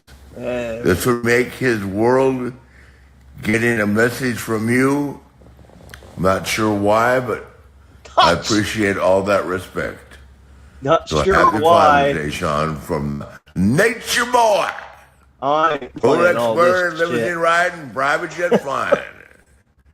He is your biggest fan, and you make sure you do the woo. I wanted the one. He had one. He's like, "Why are you getting married, motherfucker?" And then the guy that originally paid for it went on Cameo and posted this TLDR. It's like, I'm appalled that Ric Flair would leave such a cameo like that. Like, my friend was one of the biggest Ric Flair fans of all time, and he must have been crushed receiving that message when he finally receives a message from Ric Flair. And I don't believe that for a second, because I'm thinking to myself, if I got a fucking drunk one, especially of him saying, "Why are you getting married, motherfucker?" That would be my most cherished possession of all time.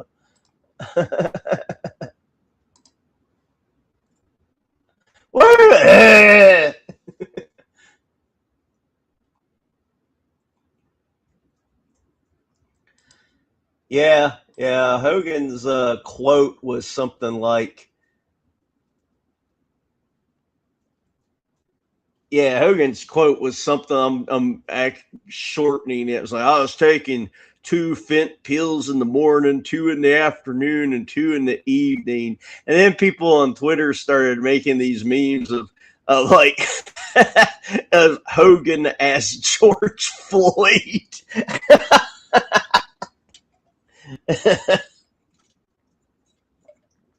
Like, out of everything, Hogan picked the Fent. You'd have think Hogan would have got something better.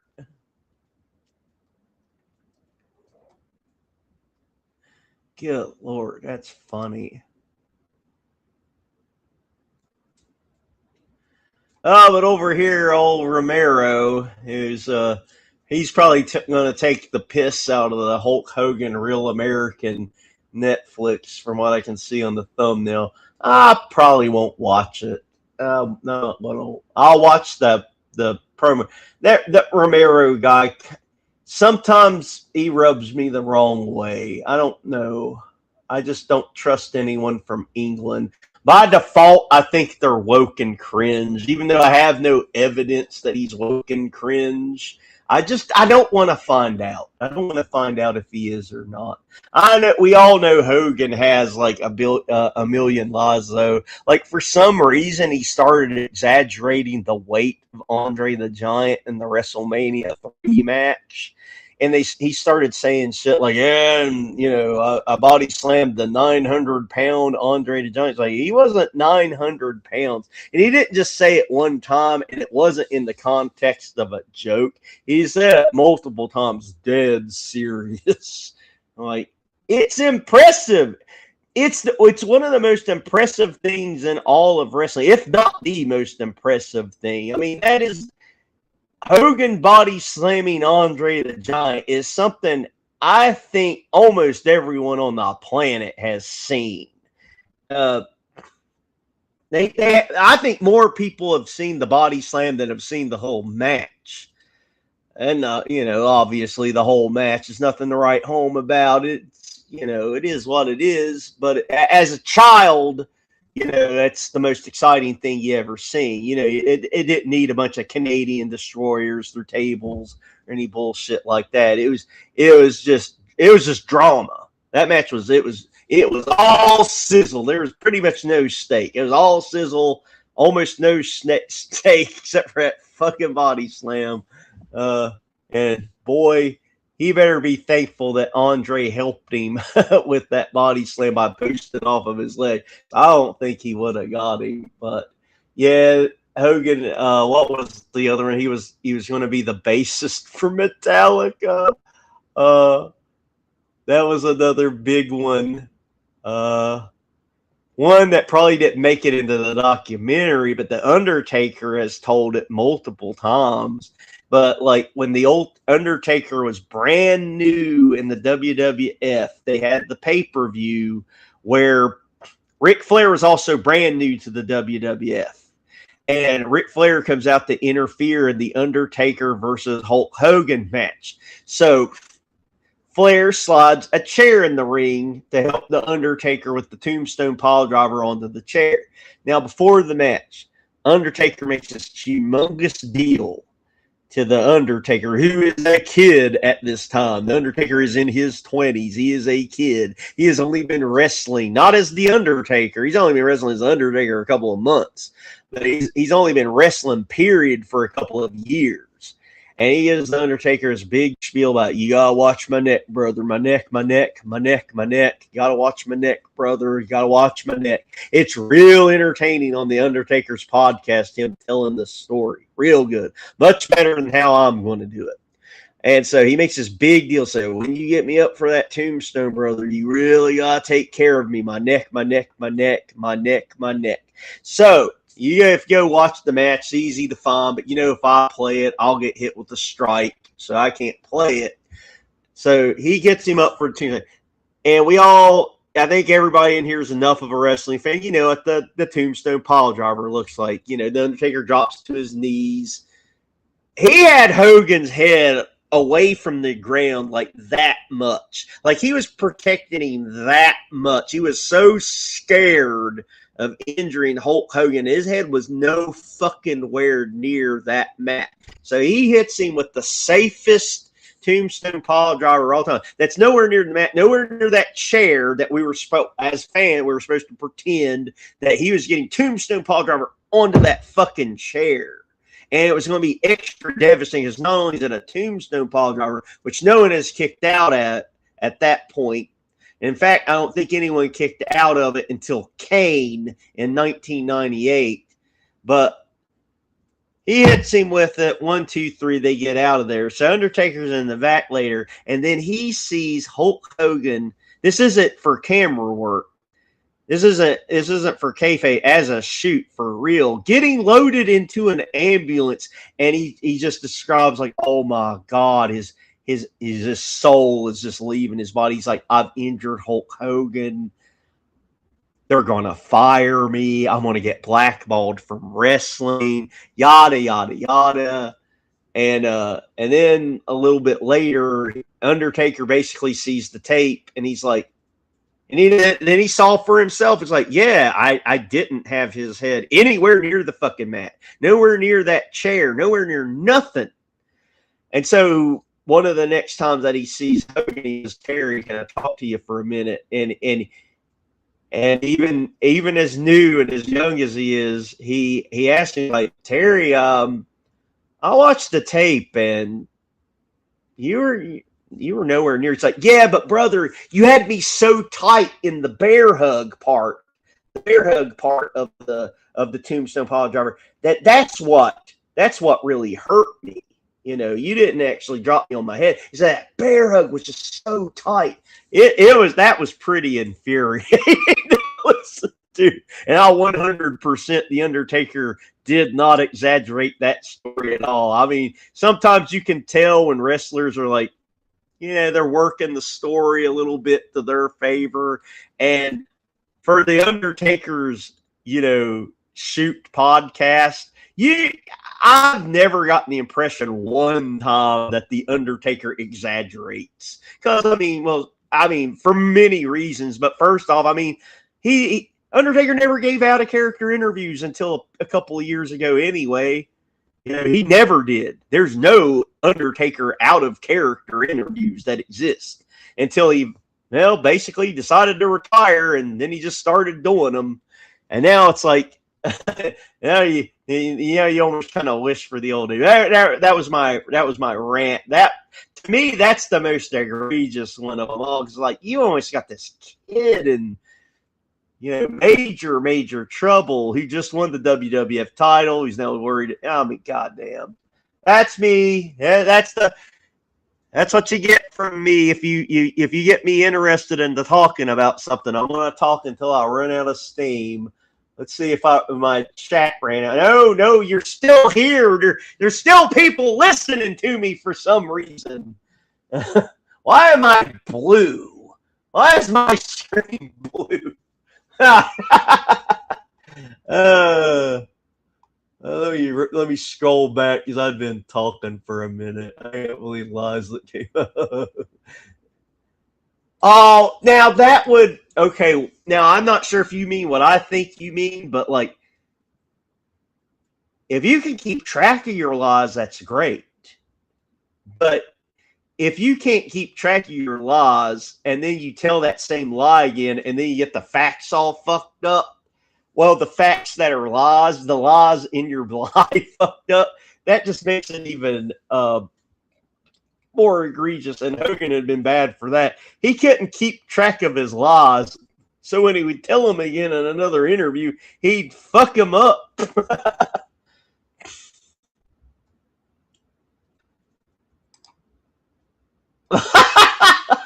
Yeah, I'm keeping on this Flair picture for a while. I think he's sitting in a chair that has like the grandma blanket behind it. But when I first paused it on, it's like, is he sitting in his floor in front of his bed that has deers? He did say that, Pale Ale. He said that he traveled back and forth. Hulk Hogan, the master of time travel, traveled back and forth so much that he gained time. And I think he said it in the context of like some the math. Basically, it was a math ain't mathin'. It started out like he tried to say in 1 year that he wrestled some kind of number that was completely unrealistic, like 700 matches in a year. And part of that was from the time traveling that he did back and forth from Japan. He would gain time. Now, what isn't a lie, I'll explain to the younger ones, is wrestling in the 80s. One of the fascinating things about wrestling now, they rode each other dry, rode each other wet, hung each other up, wet and dry. It was very common that the NWA and the WWF would have matches like on Saturdays and Sundays, not every day of the week, but Saturdays and Sundays. They'd have a big card on the East Coast, and then they would get on like a priority jet or whatever and go to the West Coast. And sometimes Hogan and Flair, like that, Hogan, WWF, Flair, WCW, NWA, they'd get on a jet and they'd go to a completely other town on the other side of the fucking country and have another set of matches. So, and there were times a lot of wrestlers in that hot period of the 80s wrestled something like 6 days a week. And then some of them, like Hogan, wrestled some weird number, like 9 times in a week, because he was wrestling in 2 towns on Saturday and 2 towns on Sunday. But what he's guilty of, if he just told the truth is fascinating enough. Wrestling 4 days straight in a row, like let's just say Tuesday, Wednesday, Thursday, Friday. And then on Saturday, wrestling 2 times in 2 towns, and Sunday wrestling 2 times in 2 towns, and finally just taking Monday off to just R&R. And that is common. These fuckers weren't built like us. They didn't work for a few hours and then spend time. They didn't spend time with their fucking families. Let's be clear on that. That's why Ric Flair has been married and divorced 79 times. Plus, he was the horniest bastard on the planet, too. But a lot of them were like that. They didn't spend time with their families, yada, yada. So it's shocking when you find out people like Rick Rude. Rick Rude on TV played a lazy man, kind of sleazy womanizer. But in real life there, he had absolutely No kind of drama whatsoever. He was faithfully married the whole time he had a career. But he too was one of the people that wrestled like that. But I'm losing track of what I was trying to say. If Hogan just told the truth sometimes, the truth was already impressive. Being able to say you wrestled that much in a week legitimately, that legitimate number, whatever that comes out to, is already impressive. So I pump it up to something that's clearly a lie, like saying 700, 900 times in a year, and getting some of those extra matches out of time travel.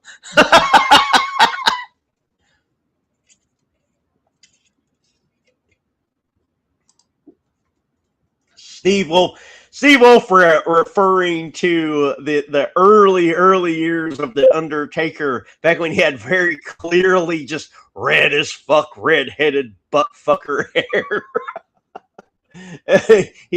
he was growing out the mullet those first couple of years before he started. Yeah, he said that too, and I'm going by memory here. I wish I could play it, but that Undertaker podcast is now owned by WWE, so you know how that goes. It's okay for some channels to play clips, but they will hit me with a copyright strike if I do it. I don't know why the rule is different for different people. And I wish I could show you all examples on this computer. This computer I pretty much only use for a couple of things, one of them being streaming to you all and just a couple other minor things. I don't have any of my favorites here, but there are channels galore that have full matches, original theme music. Man, they don't get touched. But anytime I've tried to play like a clip that is owned by WWE in some fashion, fuck you. I either get told by YouTube you got to clip that out completely, or I just get told, nah, we're taking down the whole episode. Fuck you. That would be fun to read. The Reddit thread, Pale says, and the Reddit thread with all his lies. He said he partied with John Belushi after Wrestlemania 2, which was 2 years after John Belushi passed.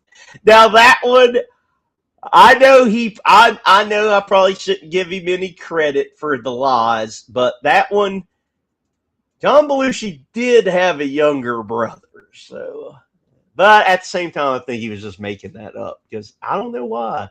Hogan just had this thing the last 15 years of his life where he would just make shit up, and no one could understand why. Oh, that's true. Fent would OD on Flair. Okay, Royson B4J says, would I rather date Margot Robbie or have the El Santos mask? Okay, so I know that's in a form like a trick question, because the knee-jerk reaction would be to date Margot Robbie, who's sitting right here with me at all times. My Margot Robbie Harley Quinn dolls, as you know, my security blanket. Or have the El Santos mask. Now, I think I might be projecting here. I have a feeling Roy is asking me that because I don't know what the El Santos mask is. Well, Roy, I'll have you know, and this is not a lie at all, I have no idea what the El Santos mask is. I'm going to look that up real quick because you didn't say I had to already know what it is. So let's see. We're looking this up together. Oh, okay.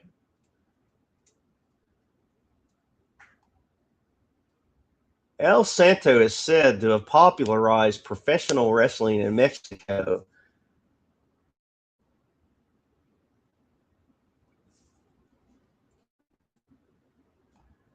Yeah, I'd rather date Margot Robbie.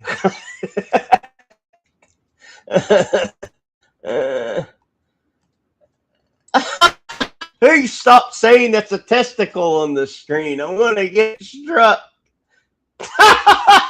What he probably would if you sit in that cameo at the right time.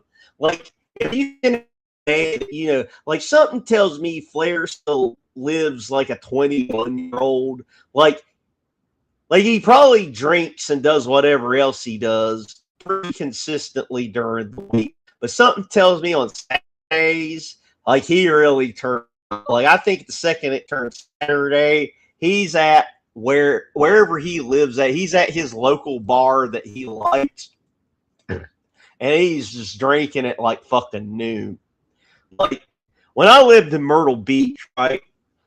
I got stories about Myrtle Beach, but I'm afraid I'll end up like Hulk Hogan. And I'll tell the story with one set of facts one time, and then tell it another set of facts another time. And at the end of the night, we end up all pissing in a coffin, and then I go tell that story again. And I was inside of a coffin pissing, and then I'll tell the same. There was never a coffin. Anyway, I lived in Myrtle Beach near it's. I think it's interesting if y'all want to look it up. I could even bring it up on the screen. I lived near a place called Broadway at the Beach. Now, Broadway at the Beach it's kind of a tourist trap, but goddamn is it fun. It's got some rides.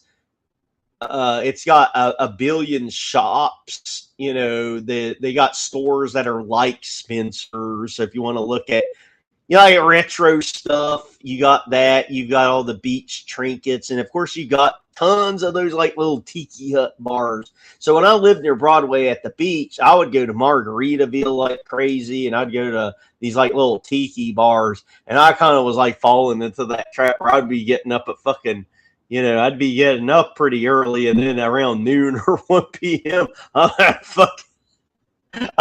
Margaritaville licking the salt on another goddamn margarita.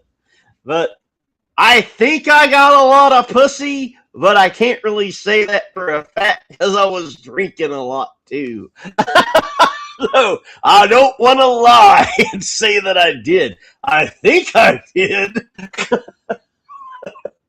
But Ric Flair reminds me of, well, not of me, but I've seen people that were more regulars than I ever got to be during my time in Myrtle Beach, and it was just a fun place to kind of live in the spring and summer. The rest of the year, it's a bomb scare. There ain't nobody there. Nothing is open. It is pitch black. But during the spring and summer, and even up until October, I mean, it's pretty fun. I mean, if you don't have anything to do, you can just like take your ass down to the beach, set up shop, and just fucking look at the ocean, look at pretty girls' asses all day. If you have $0, you can walk your ass to the beach and have a pretty good time. Oh fuck yeah, he came! It's fucking Nodak. I knew it. I knew the friendship between Pale Ale and Nodak. Nothing could stop.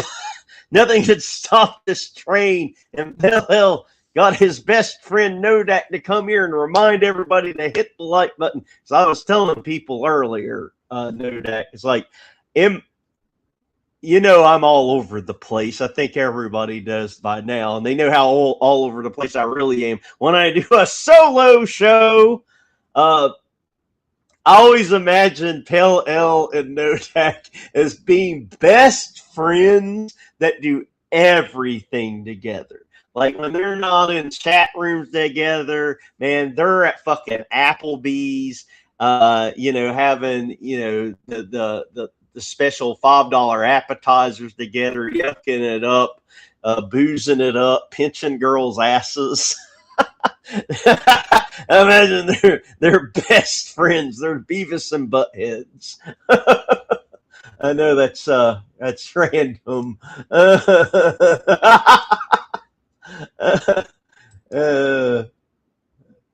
This is how far back behind I got. God damn it.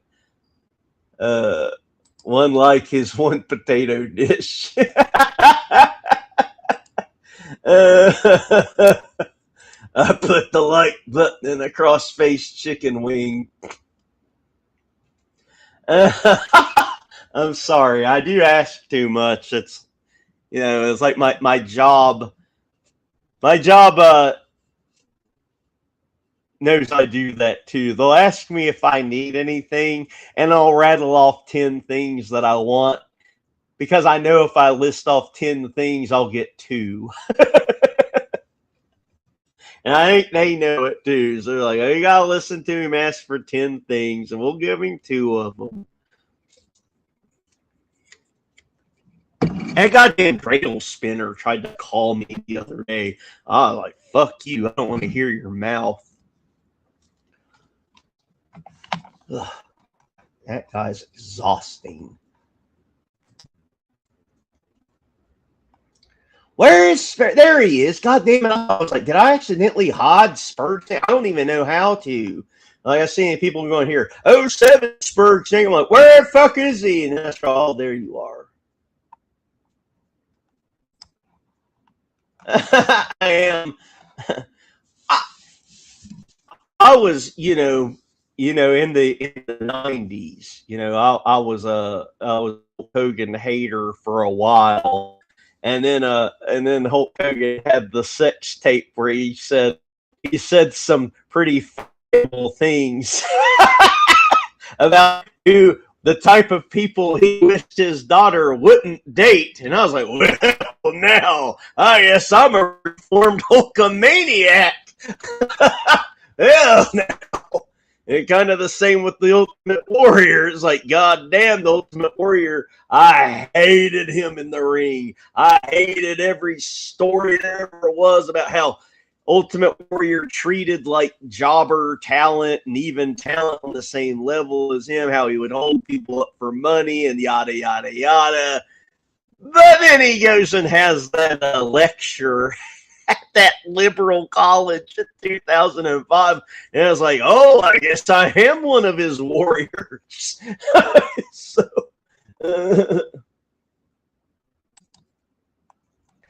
I gather from me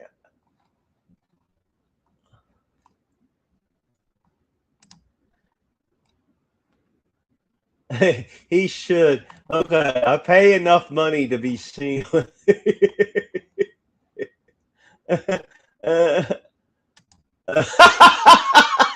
I'm your all's Tard Wrangler, okay?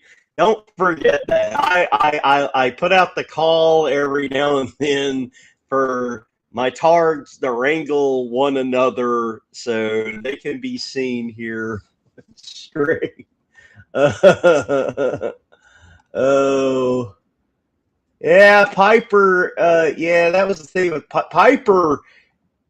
Never got the shit that other people got. Like, Piper did not lose to anybody, and he was every now and then he would be pretty hard to work with. Like, he would get instructed by the office, like, hey, you're going to wrestle this guy. We'll say Mr. X. Hey, you're going to wrestle Mr. X tonight, and we want Mr. X to be able to get something over on you. And he'd agree to it, and there wouldn't be any drama whatsoever. And he'd go and he'd talk to Mr. X before the match, like, the office, I can't do a Roddy Piper, but this is the best I can do. Their office, they want you to wedgie me during the match. Yeah, that's what the office wants, and you can do that. But just know that there will be a receipt. That's the thing about Piper a lot of people don't know, is like, even if the other guy had nothing to do with like what he's being instructed to do in like a match or a promo or something like that, Piper would take it out on that fucking guy and basically tell him, it's like, yeah, you can do it. I mean, the office told you to do it. It's fine, but just know I'm going to potato the dog shit out of you once you do. But Piper never got the shit for that a lot of other people did. That's pretty well done. Even Bruce Pritchard has a story about that. Like, basically, Yeah, Bruce Pritchard telling a story about he was going to go out do an imitation of Roddy Piper. And basically he told us just that. Yeah, you can do that if you want to, but I'm going to potato the shit out of you once you do it. I'm like, God damn, dude. Like, a lot of wrestlers, a lot of old school wrestlers were like that. They did not care that you were put between a rock and a hard place. They were just like, it's just part of wrestling. I got to bully you, you know. And not that I love throwing the bully word around, but that's the thing about Hogan. Hogan never bullied anyone. Hogan's just a bullshitter. Everybody on planet Earth has always said Hogan light as a feather. You didn't feel anything. So not only, like, if you were a wrestler, you wanted to wrestle Hogan for two reasons, even if it was a house show. One, you're getting part of that Hogan check, you know, because the checks are different. You know, if you were at a starting match on a card that had Hogan on it, you didn't get paid the same amount Hulk fucking Hogan did. Absolutely not. And Hulk Hogan got the top pay no matter what, because Hogan drew the house. It always went by.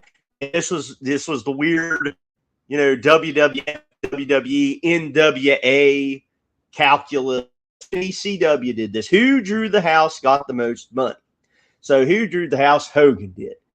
The second person probably drew the house. And most of the time, it was clearly Hogan's opponent. Sometimes it would be, no, not Hogan's opponent. They'd calculate like, well, the next down is, you know, Macho Man Randy Savage is having a match against Joe Santana. So clearly, Hogan drew the majority.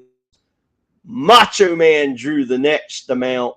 And then the third amount would be like Hogan's opponent. And then it'd just go all over the place.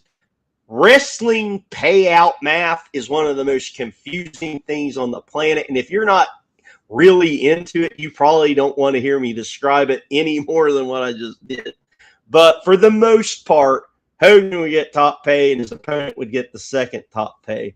And you'd see these matches. You'd see like Hogan versus the Warlord. And you knew they had to love it because both of those, I saw one, it was like a house show match. These two big motherfuckers look like they're beating the shit out of each other, but you know they're not at all. And they're having a good time. And it's considered a night off. And I'm sure people like the Warlord, not only do they love it, they got Hogan bumping money, but they knew they weren't getting fucking hurt. Hogan didn't have anything in his arsenal. There were no moves in his arsenal that there was any real likelihood of him hurting anybody. Hogan didn't whip out a pile driver ever. You know, he wasn't like putting people on the top rope and hitting them with a DDT. You know, if you wrestled Hogan, it's a night off. The worst thing you were going to get was a fucking body slam. That's me again. Yeah, that's a good case of two kind of hard-headed people not wanting to ruin their, I don't know what to say, the legacy-ish. They were looking out for the future. You know, they didn't. Obviously, Hogan wasn't going to fucking lose to Piper because while they were feuding, Hogan was always champion, so that would mean twofold. It would mean that Hogan's taking a loss and he's losing the belt, so obviously Hogan's not going to go for that. And even back then, you could tell it's like, well, who's drawing the house? It's Hogan. There's a case to be made that Piper is also drawing the house because people legitimately hated his guts and would pay money to see him get his ass kicked. Like, I can give you, there were multiple people I heard that as kids, they loved the A-Team. Who was on the A-Team? Mr. T, B.A. Baracus. And there was a match or something where Roddy Piper took off his belt and whipped the ever-loving shit out of Mr. T in the ring. And it was pretty stiff, and I think they've all said it was stiff for real back then. But little kids back then, because little kids loved the fucking A-Team, man. That was one of them shows that just captured like a generation. I mean, it was written kind of for adults, but, you know, back then, little kids watched it. and little kids fucking all universally love Mr. T. And the little kids hated Roddy Piper after he whipped the shit out of Mr. T and wanted him fucking dead. And you are right, Pale Ale. Piper hated Mr. T. Apparently, Mr. T was low-key very selfish too.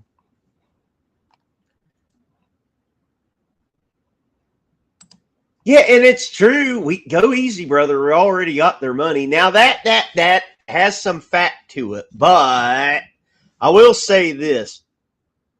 For the WWF, it's not going to have too much of an effect. Now, if we were talking about like Smoky Mountain Wrestling, you don't want to just take it easy because we already got their money. Because, like, if you're talking about a small territory, you're going to be coming back to that arena in pretty fucking short order. Now, the WWF, you know, they're probably only going to go to, you know, the 1980s. They're probably only going to go to Salt Lake City, Utah once a year. So you got their money. You may as well take it easy because it's not like this sold out crowd is going to be the exact sold out crowd next year. And it's not like the sold out crowd is going to be so pissed off they're not going to show back up. But if it's like, if you take it easy and you are planning on going back to that same town and that same state over and over and over and over again, yeah, you're going to drop. That's going to make it even easier to drop that town because you can drop towns easy in wrestling anyway. Just being there too much, you know, people get sick of it. People take it for granted. I've lived places where I could have went to wrestling all the time, but because it was right fucking there, I was like, I'll go next time. And then the next time turned out to be next month. And then that turned out to be 6 months because we all do it. You get so used to a good thing, you take it for granted. You're like, fuck it, I don't care. I'm not gonna bother with it. But yes, I see that point. Take it easy. We already got their money. But if you're planning on coming back to that town and you're wanting to take no fucking chances whatsoever, you want people leaving that arena and like talking about that ball buster match, like, oh my fucking God, I can't believe they were busted open. So I can see both sides on that. Oh, he said that all the time. Didn't know the difference between a wrist lock and a wrist lock. That's like one of the classic insults in wrestling. Don't know the difference between a wrist lock and a wrist lock. Nowadays, now no one really would know because who the fuck is wearing a wristwatch these days? We're wearing Apple Watches. They're like, what's this wrist you speak of?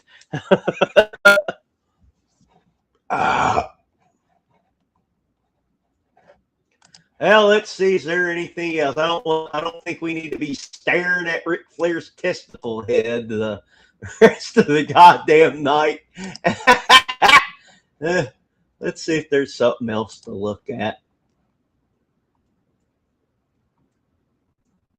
Ugh. What the fuck is the quartering? What is this thing that everybody is talking about this week? Does it have anything to do with the Dabbleverse? I don't know. I've been hearing the quartering nonstop for the past couple of days.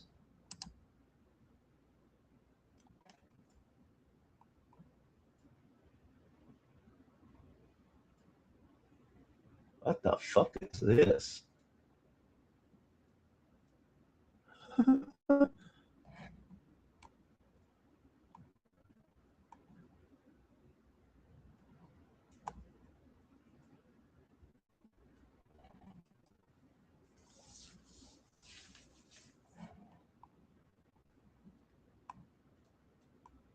I don't have anything on this computer's algorithm worth a shit. God damn it. I'll just quit sharing. Well, guys, what did we learn tonight? I didn't learn shit. Quartering's like Josh, but instead of music, he likes stretching together.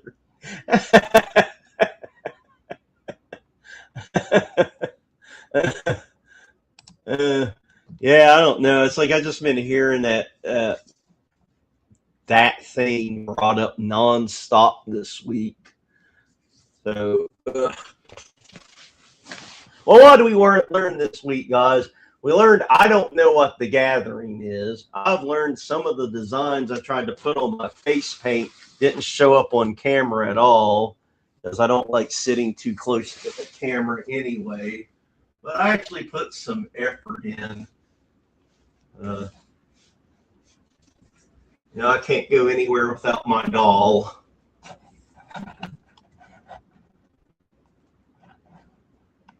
See if there's anything in my videos that I have.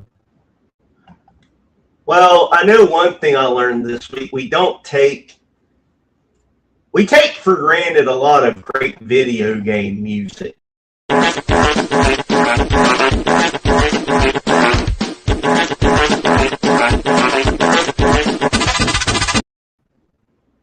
Like that one.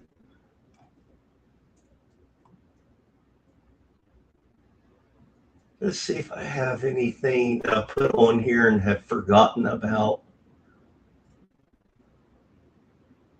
I don't remember if I played this. Let's look at it anyway. It's educational. If anything, this is educational, okay? Oh, God, my dildo. You didn't see that. I don't have a dildo.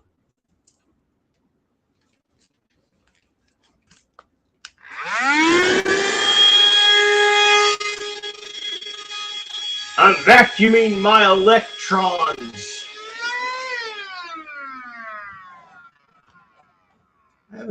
I think I played this, but maybe I didn't. Oh, we'll find out.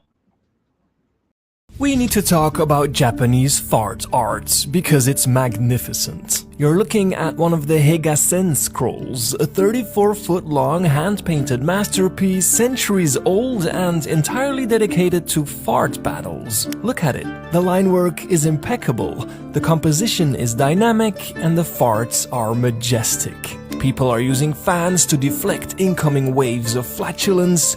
This poor cat is being launched into the air. There's a fart cavalry, and these people are trapping farts in a bag to create some kind of flatulence bomb.